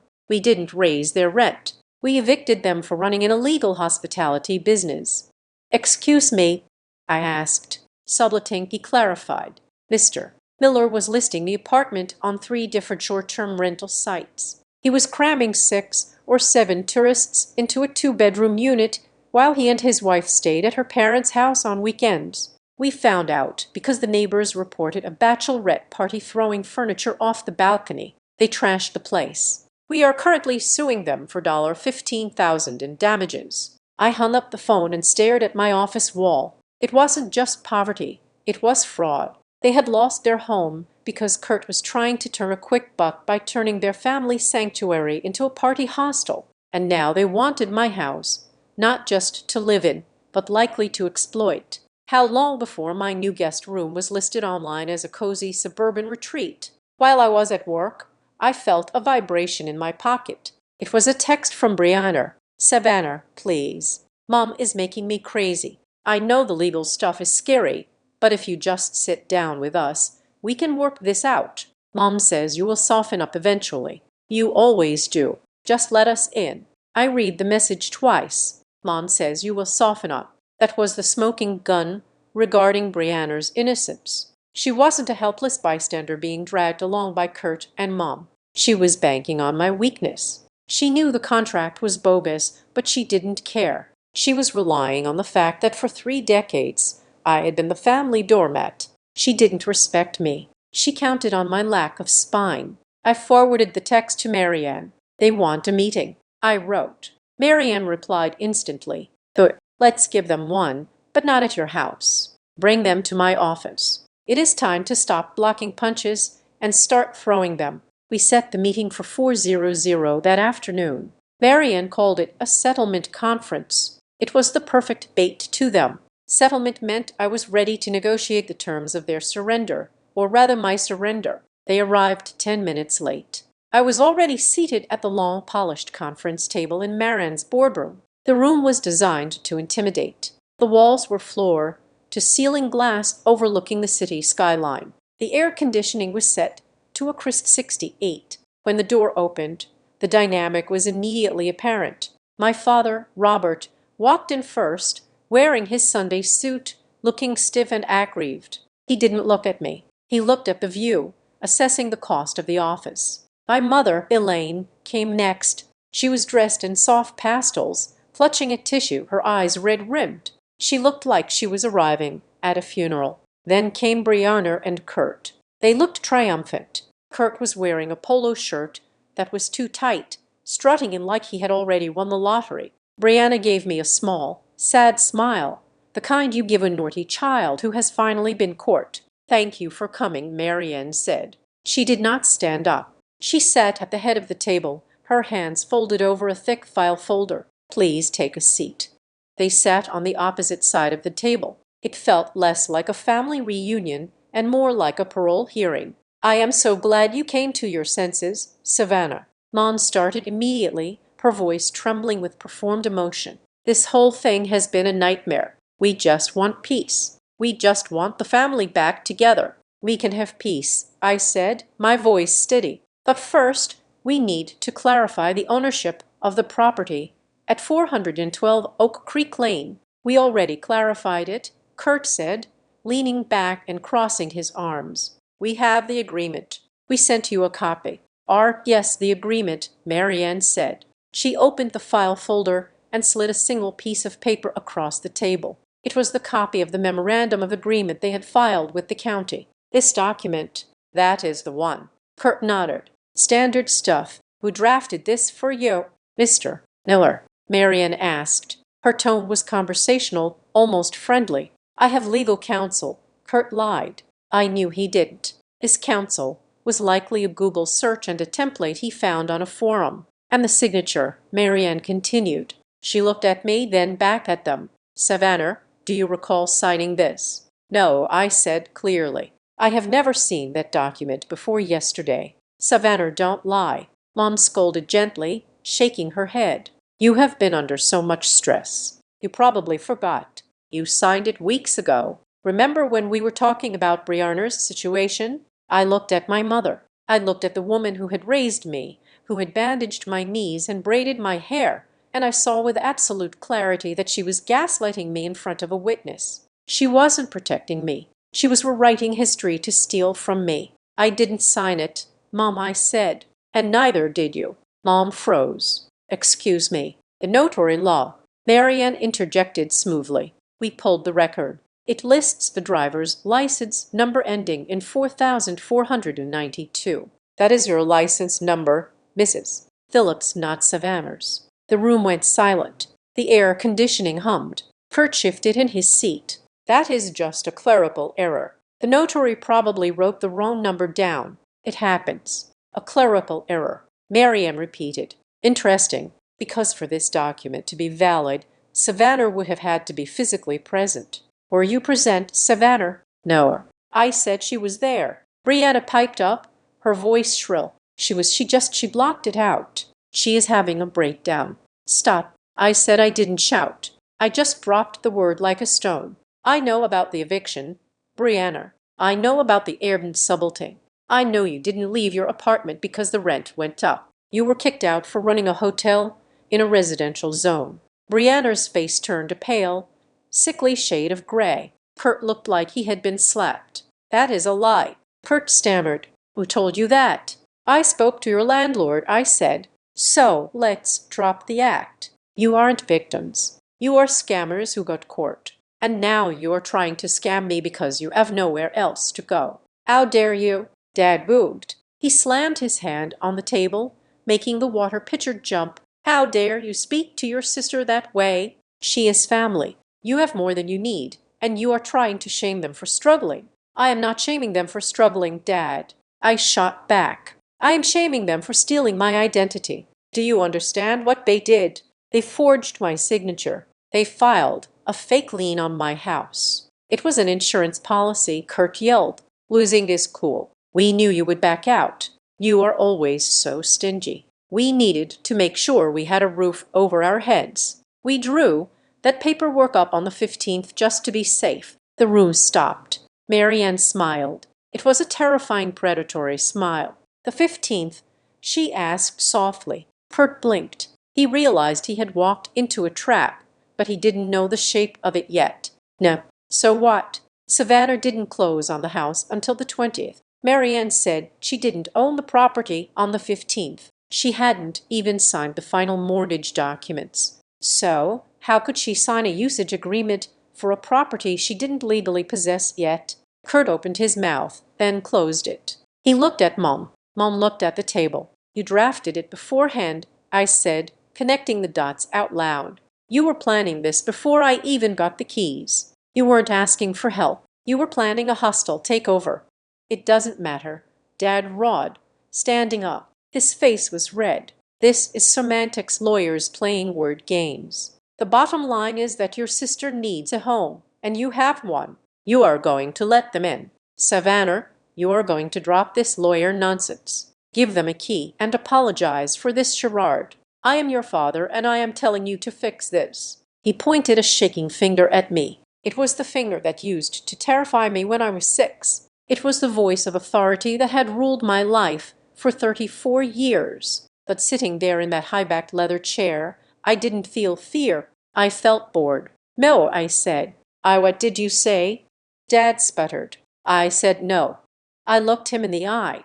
I am not giving them a key. I am not apologizing, and I am not fixing the mess they made. You are selfish, Mom hissed, dropping the victim act entirely. Her eyes were hard and cold. You have always been selfish. We should have known. You care more about your money than your own blood. That is rich coming from you. I said you only call me when you need money. You only visit me when you need a favor. I am not your daughter. Mom, I am your retirement plan. I am your emergency fund. That is not true, she cried. It is true. I stood up. Dad is angry right now. Look at him. But ask yourself, Dad, are you angry because I am being mean to Brianna? Or are you angry because your safety net just cut itself loose? Are you mad because you were exposed? Or are you mad because I won't be your ATM anymore? Dad stared at me, his mouth working silently. He looked small. For the first time in my life, I saw him not as a titan, but as a weak man who had bankrupted his own integrity to enable a spoiled child. Get out, Dad whispered. You are no daughter of mine. I figured you would say that. I said. I looked at Marianne. I think we are done here. Marianne nodded. She closed the file folder with a decisive thwack. Not quite done, Marianne said. Her voice was sharp enough to cut glass. She looked at Kurt, who was sulking in his chair, and Brianna, who was weeping silently into her hands. You came here today under the impression that this was a negotiation, Marianne said. It was not. It was a deposition. But, Kurt asked, my paralegal has been transcribing this meeting. Marianne gestured to a device on the side table I hadn't noticed. And we have your admission, Mr. Miller, that you drafted the document on the 15th, predating the ownership. We have Mrs. Phillips's admission that she was confused about the notary visit. And we have the timeline. Marianne picked up a thick envelope from her desk. This morning, before this meeting, I sent a courier to the district attorney's office, she said. Kurt's face went white. The what? The fraud division. Marianne clarified. We have formerly filed a criminal complaint regarding the forged memorandum, the falsified notary log, and the attempt to defraud a homeowner. This isn't a civil dispute anymore. Kurt, filing false documents with the county recorder is a felony. In this state, it carries a prison sentence of up to 3 years. You called the cops, Brianna gasped, looking at me with horror. On family, I called the authorities on criminals, I said, feeling a weight lift off my chest. The fact that we share DNA is just a coincidence at this point. You have 24 hours to vacate the street in front of my client's house," Marian stated, standing up to signal the end of the meeting. "You have 24 hours to formally withdraw that lien. If you do not, the DA will likely issue arrest warrants by Friday." Kurt scrambled up from his chair. He looked like he was about to be sick. "You can't do this, Mom. Tell her she can't do this." Mom looked at me for a second. I thought she might apologize. I thought she might see the reality of the cliff they had walked off. "I have no daughter." She spat at me. "You are dead to us." "Good," I said, and for the first time in weeks I genuinely smiled. "Then I guess you won't mind getting off my property." They fled the office. It wasn't a dignified exit. Kurt knocked over a chair. Brianna was wailing. Dad had to practically drag Mom out. I stood by the window and watched them emerge onto the sidewalk 12 floors below. They looked like ants, chaotic, scurrying ants. "Are you okay?" Marianne asked, coming to stand beside me. I watched the tiny figures get into their beige minivan. "I just orphaned myself," I said quietly. "No," Marianne said, placing a hand on my shoulder. "You just survived."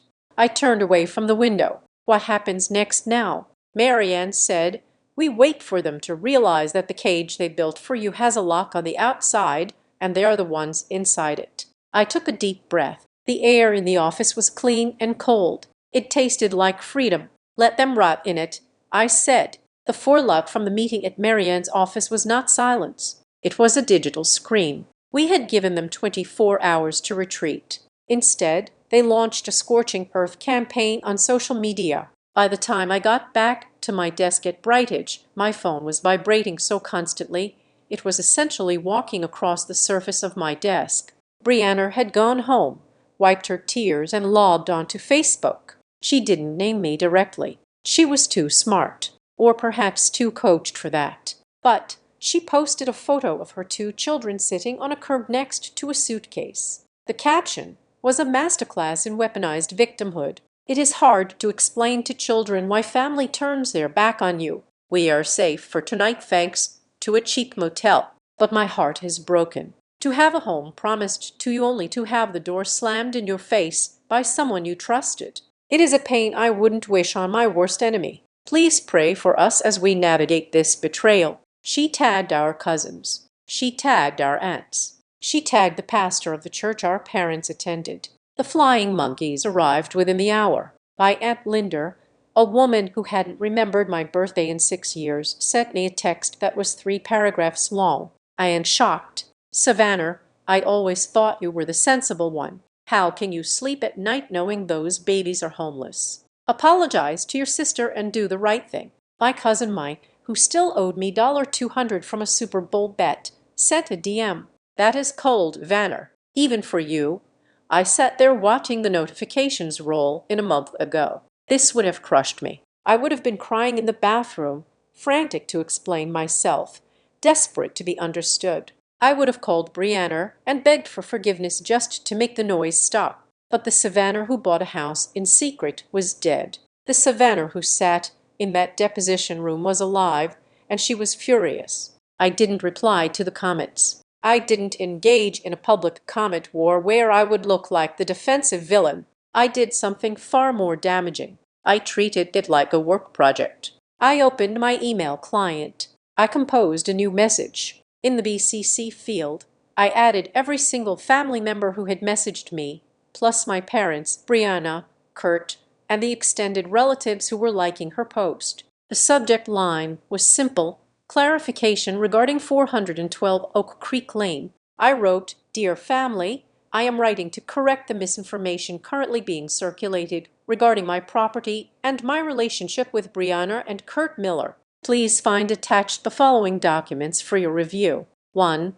A timeline confirming that Brianna and Kurt were evicted from their previous residence for illegal subletting on the 3rd of the month, 2 weeks before I purchased my home. 2. A copy of the agreement they claim I signed, dated the 15th. Please note that I did not close on the property until the 20th, meaning they claim I gave away a house I did not yet own. 3. A forensic comparison of the forged signature on said document versus my actual signature on the deed. 4.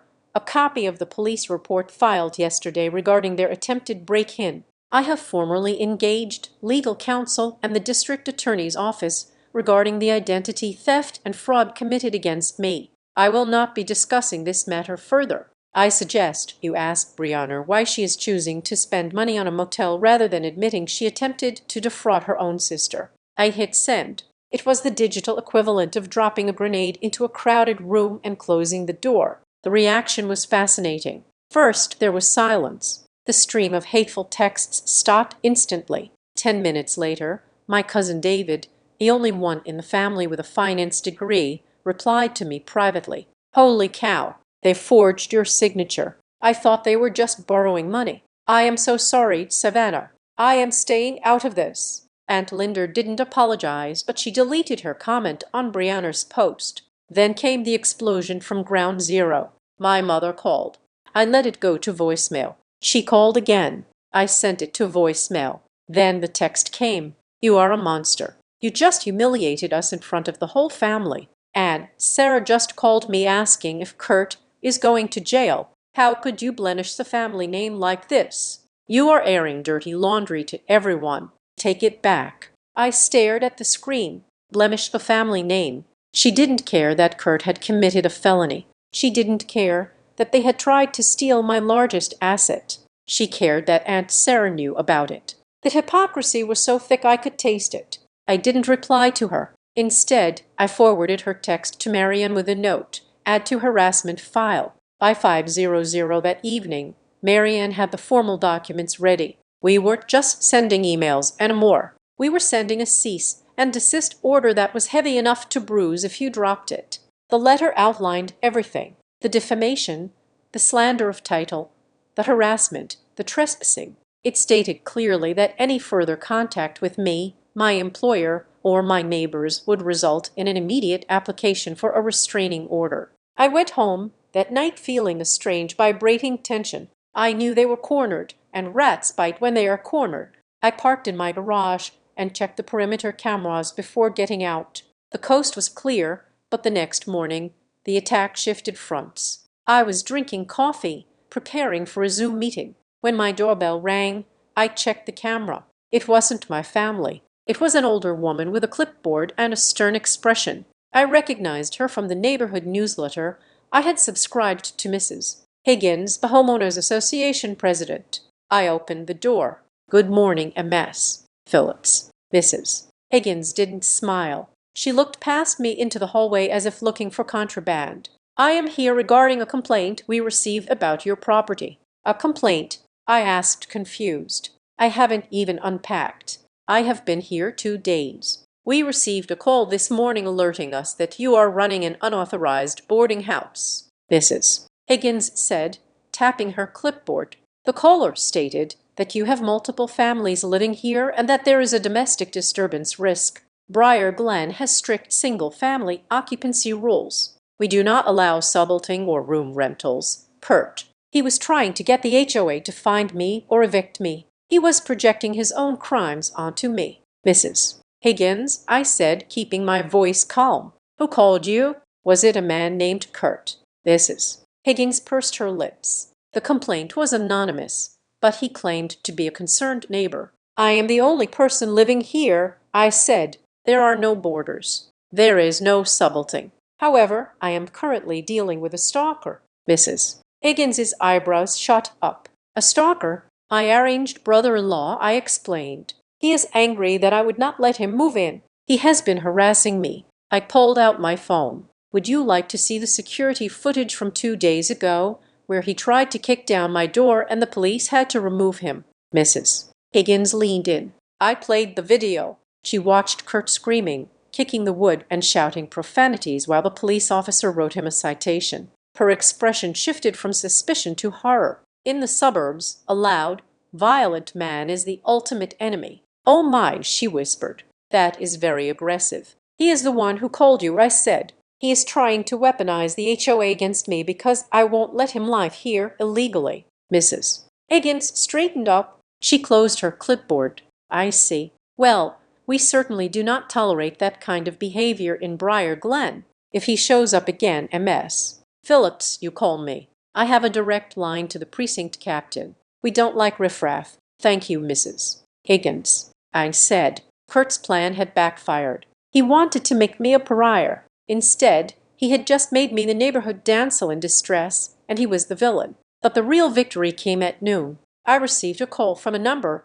I didn't recognize. It was a claims adjuster from my title insurance company. MS. Phillips, the man said, sounding brisk and efficient. I am calling regarding the claim your attorney filed about the cloud on your title. Yes, I held my breath. Title insurance is notoriously tricky. I was terrified they would say this was a family dispute and deny coverage. We have reviewed the documents and the filing at the county recorder's office. He said, because the instrument was filed after your policy went into effect, and because it alleges a claim that challenges your ownership based on what appears to be a fraudulent signature, this falls under your forgery protection coverage. I let out a breath that sounded like a sob. So you are covering it. We are, he said. We are activating our legal defense team to assist your attorney in having the instrument struck from the record. We will also be covering the legal fees associated with clearing the title. You do not have to pay for the lawsuit to remove the lien. Thank you, I whispered. Thank you so much. That was tens of thousands of dollars I wouldn't have to spend. It was the cavalry arriving over the hill. I called Marianne immediately to tell her the good news. I know, Marianne said, sounding smug. They just emailed me. But Savannah, I have something better. Better than free legal defense. Much better, she said. My investigator found the notary, Jennifer Davis, the very one. We put some pressure on her. We reminded her that notary fraud is a felony and that she could lose her license and go to jail for Kurt Miller. We showed her the timestamp of your badge swipe at work, proving you weren't there when she claimed you signed. Did she crack? I asked. She sang like a bird, Marianne said. She admitted she never saw you. She said Kurt brought her the document, already signed. He told her you were sick in the car and couldn't come in, but that it was urgent. He slipped her $200 to stamp it without seeing ID. And the ID number. I asked my mom's license number. She said Kurt read it off a piece of paper. Marianne said he had it written down. Savannah, this confirms conspiracy. They planned the forgery. They paid a bribe, and they executed the filing. This isn't just a dispute anymore. It is a criminal enterprise. I sat back in my chair. I had spent my whole life thinking my family was just messy. I thought they were bad with money, impulsive, and a little selfish. I thought I was the rigid one, the one who couldn't take a joke. But this wasn't messy. This was predatory. They hadn't just made a bad decision. They had sat down, planned a crime, and executed it against me.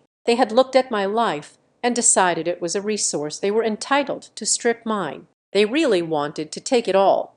I said softly. They did, Marianne agreed. But now we have the affidavit from the notary. The title company is on board. We have the footage. We have the emails. So it is over. I asked. The civil fight is over. Marianne said. We will get the lien removed next week. The judge will toss it out based on the affidavit alone. But Savannah, the other shoe is about to drop. What other shoe? The criminal one, as if on cue. My other line beeped. I looked at the caller ID. It wasn't a number I knew, but the area code was local. Marianne, hang on, I said. I have another call. I clicked over. This is Savannah Phillips. MS. Phillips. The voice was deep, authoritative, and completely devoid of warmth. This is Detective Miller. No relation from the county sheriff's department. Fraud and Financial Crimes Division. My heart hammered against my ribs. Yes, I am calling regarding a complaint filed by your attorney, MS. Price and a referral we received from the district attorney regarding a property at 412 Oak Creek Lane. The detective said, we have reviewed the preliminary evidence and we are opening an investigation into forgery, filing false instruments, and perjury. He paused. I need you to come down to the station to give a formal sworn statement. We are preparing to issue warrants and we need your testimony on record before we pick them up. Pick them up? He meant arrest them. He meant handcuffs. He meant mug shots. He meant my sister, my brother-in-law, and potentially my mother being put in the back of a squad car. A week ago, the thought would have made me vomit. I would have begged them to stop.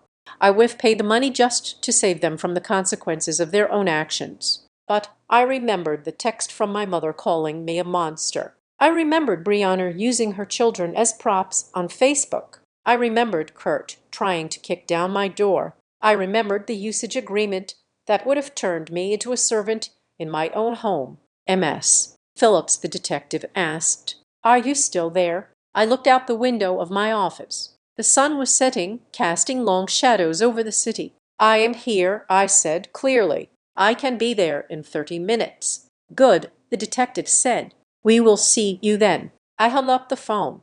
I wasn't saving them this time. The Bank of Savannah was closed, and the bill was finally due. The legal machinery I had set in motion was no longer a threat. It was a steamroller, and my family was standing directly in its path. 2 days after the police took my statement, Marianne filed the dual motions. The first was an emergency petition to quiet title, essentially asking a judge to look at the fraudulent memorandum of agreement and legally shred it. The second was a civil lawsuit for slander of title, intentional infliction of emotional distress, and fraud. We weren't asking for a slap on the wrist. We were asking for damages that would bankrupt them. The reaction was instantaneous. The silence that had followed my email blast to the relatives was broken by a frantic, vibrating panic. My mother, Elaine, didn't call me to scream this time.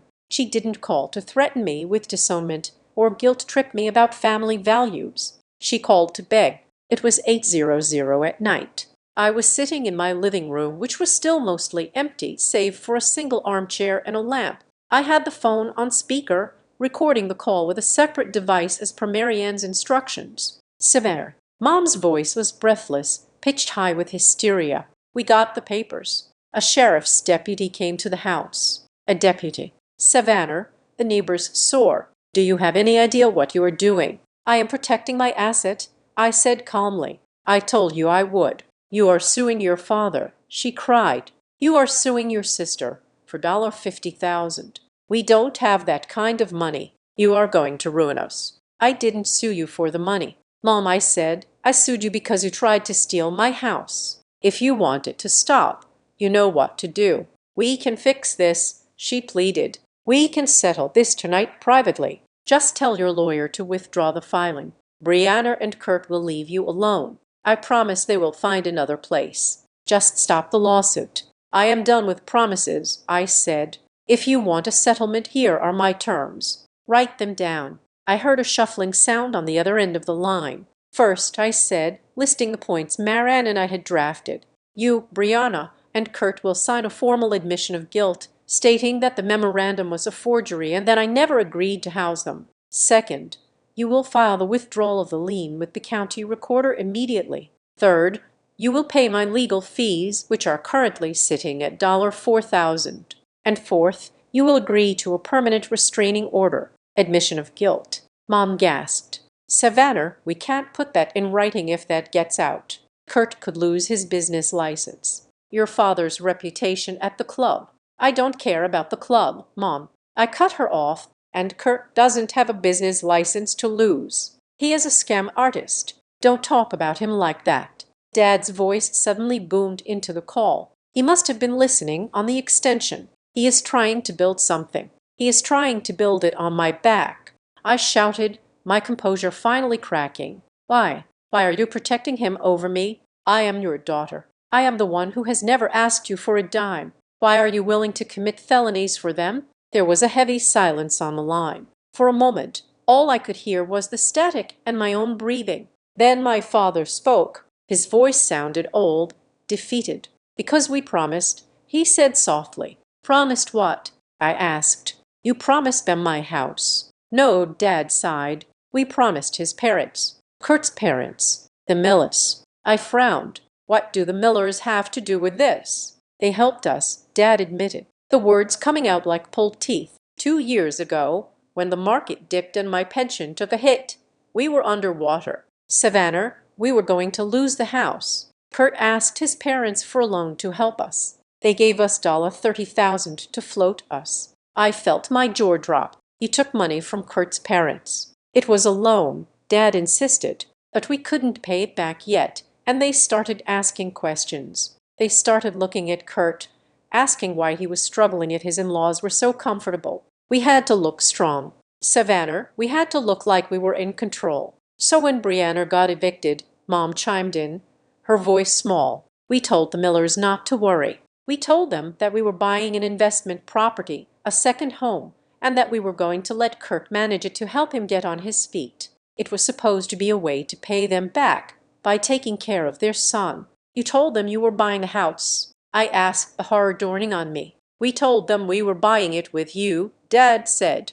We honestly thought you would do what you always do. We thought you would come to us for advice. We thought you would ask us to co-sign or at least put our names on the deed for safety. You always used to be so insecure about big decisions. And when I bought it alone, I whispered. When you bought it alone, you ruined the plan, Dad said, his voice turning bitter. You made us look like liars if our names aren't on the deed. We can't claim it as a family asset. We can't show the Millers that we are supporting Kurt. You humiliated us, Savannah. You made us look powerless. I sat in my armchair staring at the blank wall. It wasn't about love. It wasn't even about Brianna needing a roof. It was about their ego. They had used the concept of my future success as collateral for a debt they couldn't pay. They had sold shares in me without telling me. So that is it, I said, my voice shaking. I am just a prop. I am just a way for you to save face. You are part of this family. Brianna shrieked. She must have been in the room with them. You are supposed to help. You have everything and we have nothing. You are so selfish, Savannah. You have always been selfish. Selfish. I laughed. A dry, humorless sound. I drove a 10-year-old car so you could drive a new one. I ate ramen so you could go on vacation. I am not selfish, Brianna. I am just done setting myself on fire to keep you warm. We did everything for you, Mom cried. We raised you. You raised a retirement plan.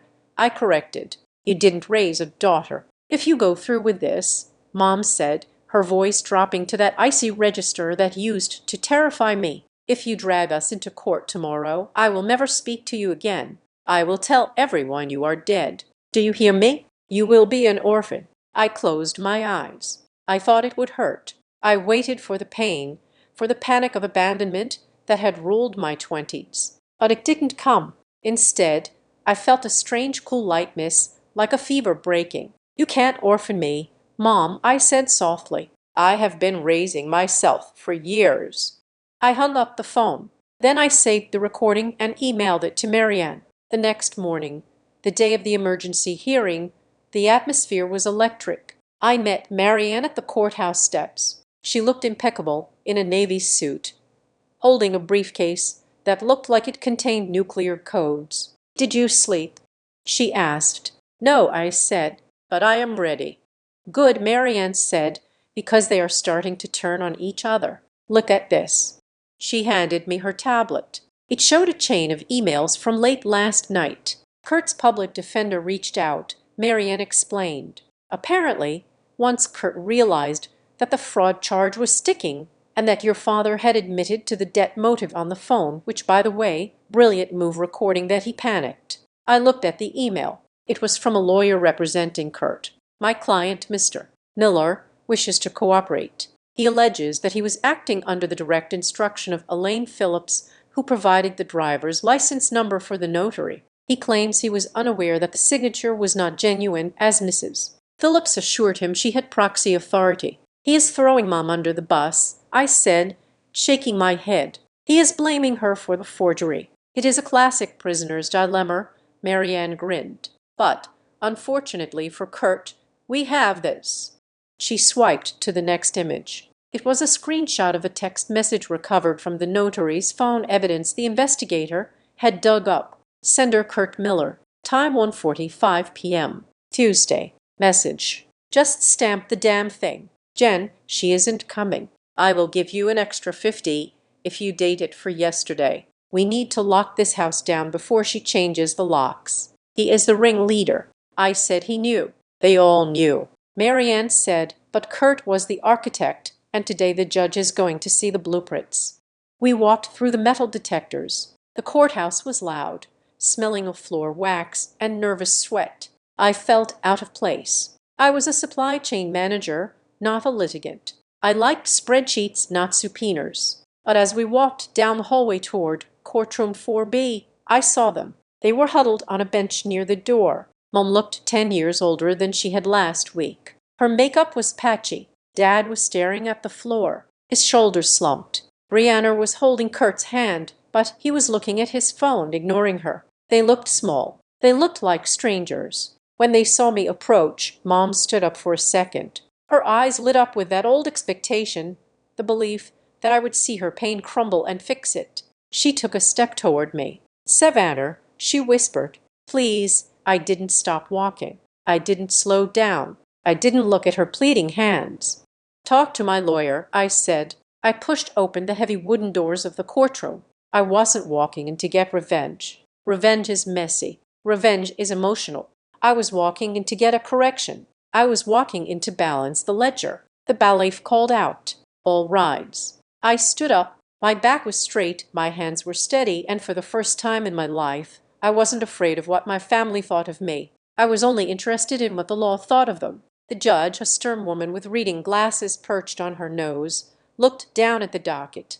"We are here in the matter of Phillips versus Miller et al.," she said. Regarding an emergency motion to remove a cloud on title, Marian stood up, "Ready for the plaintiff, Your Honor." Kurt's lawyer stood up, ready for the defense. Mom and Dad didn't have a lawyer. They just sat in the back row holding hands, looking terrified. "Your Honor," Marian began, her voice ringing clear in the silence. "This case is not a dispute. It is a theft, and we have brought the receipts." She placed the thick stack of files on the table. It was over. The house of cards was about to fall. The silence in courtroom 4B was not the empty silence of my new house. It was heavy, suffocating, and smelled of lemon polish and fear. I sat at the plaintiff's table next to Marianne, my hands folded on top of the thick binder of evidence we had assembled. Across the aisle, my family sat like sculptures of misery. Kurt was twitching, his leg bouncing up and down so fast it was shaking the bench. Brianna was staring at the ceiling, refusing to look at me. My parents were holding on to each other, looking small and fragile, stripped of the parental authority that had once seemed absolute. Judge Vance was a woman who clearly had no patience for nonsense. She adjusted her glasses and looked down at the document in front of her, the infamous memorandum of agreement. "Let me get this straight," Judge Vance said, her voice cutting through the room. The respondents claimed that MS. Phillips, the owner of record, signed a document granting indefinite possessory rights to her sister and brother-in-law, a document dated 5 days before she even owned the property. Kurt's public defender stood up. He looked tired. "Your Honor, my client asserts that there was a verbal agreement that was formalized on that date. They believe the purchase was a foregone conclusion." "A foregone conclusion?" the judge repeated, raising an eyebrow. "And the signature? The plaintiff alleges forgery." "We stand by the notarization." "Your Honor," the lawyer said weakly. Marianne stood up. She didn't look tired. She looked like a predator who had just spotted a wounded gazelle. "Your Honor, we would like to call Jennifer Davis to the stand." A murmur went through the courtroom. Kurt stopped twitching and went rigid. Jennifer Davis walked to the stand. She was a middle-aged woman with nervous eyes and a blazer that looked too big for her. She took the oath, her voice barely a whisper. Marianne approached the podium. "MS. Davis," Marianne began, her voice pleasant but firm. "You notarized this document on the 15th of last month, correct?" "Yes," Jennifer said, her eyes darting toward Kurt. "And you are aware of the laws regarding the presence of the signer?" "Yes." "So, Savannah Phillips stood before you, presented identification, and signed this paper in your presence." Jennifer hesitated. The silence stretched out. She looked at Kurt, who was glaring at her with a desperation that was palpable. Then she looked at the judge, who was staring at her with cold expectation. There was a woman. Jennifer stammered. "Mr. Miller brought a woman in the car. He said it was Savannah Phillips." "In the car?" Marianne pressed. "So she did not come into your office?" "No, he said she was sick." "And did you check her ID?" Marianne asked. "Did you verify that the woman in the car was actually Savannah Phillips?" Jennifer looked down at her hands. "Mr. Miller gave me a license number. I wrote it down. This number." Marianne held up a blown-up image of the notary log entry. the number ending in 4492. Yes, MS. Davis, Marianne said, her voice dropping to a lethal quiet. That license number belongs to Elaine Phillips, the mother of the respondents. Did you look at the physical card? Jennifer started to cry. It wasn't a sob. It was a quiet, leaking despair. No, I didn't look. I needed the money. Kurt said it was just a formality for his family. He said it wouldn't be a big deal. So, you falsified a government record for cash. Marianne stated it wasn't a question. I am sorry. Jennifer wept. I am so sorry. Judge Van slammed her gavel. The sound was like a gunshot. That is enough, the judge said. She looked at Kurt, then at my parents. Her expression was one of pure disgust. I have seen enough. This document is a fabrication. It is a fraud attempted on this court and on the county recorder. She turned to the clerk. Strike the memorandum of agreement from the record immediately. The cloud on the title is removed. Savannah Phillips is the sole unencumbered owner of the property at 412 Oak Creek Lane.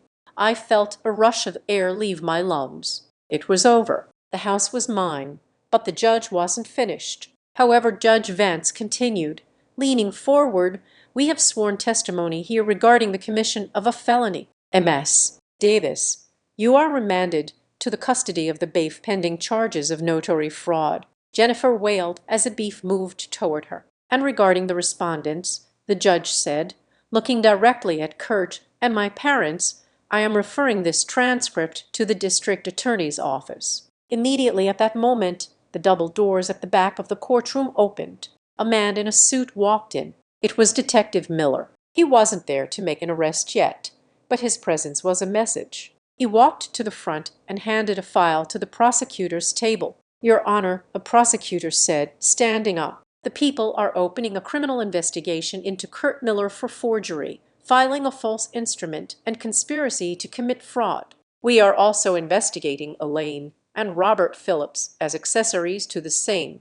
The word investigating hung in the air, but we all knew what it meant. It meant warrants were being typed up. It meant the countdown had started. Kurt's face turned the color of old ash. He slumped back in his chair. All the arrogance drained out of him. You said it would be fine.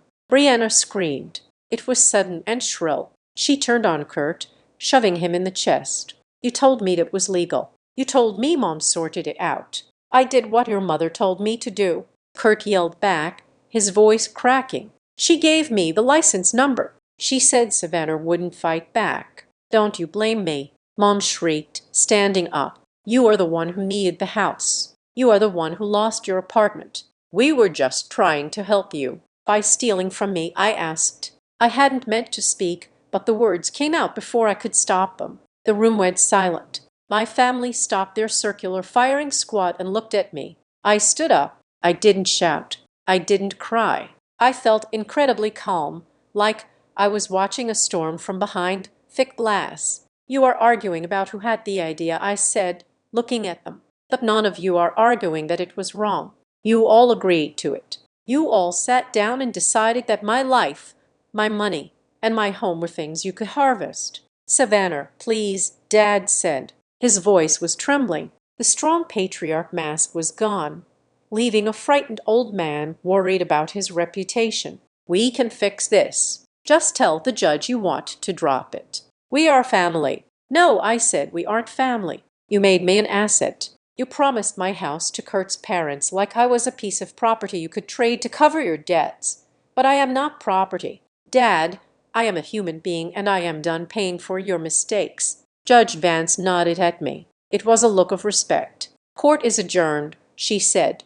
Bafe, clear the room. We walked out into the hallway. The air felt cooler there, less oppressive. My family followed us out. They looked shell-shocked. Kurt was on his phone, presumably trying to find a criminal defense lawyer who worked for free. Brianna was crying, holding on to Mom, who looked like she was about to faint. They cornered me near the elevators. Savannah, Mom said, reaching out a hand. You won.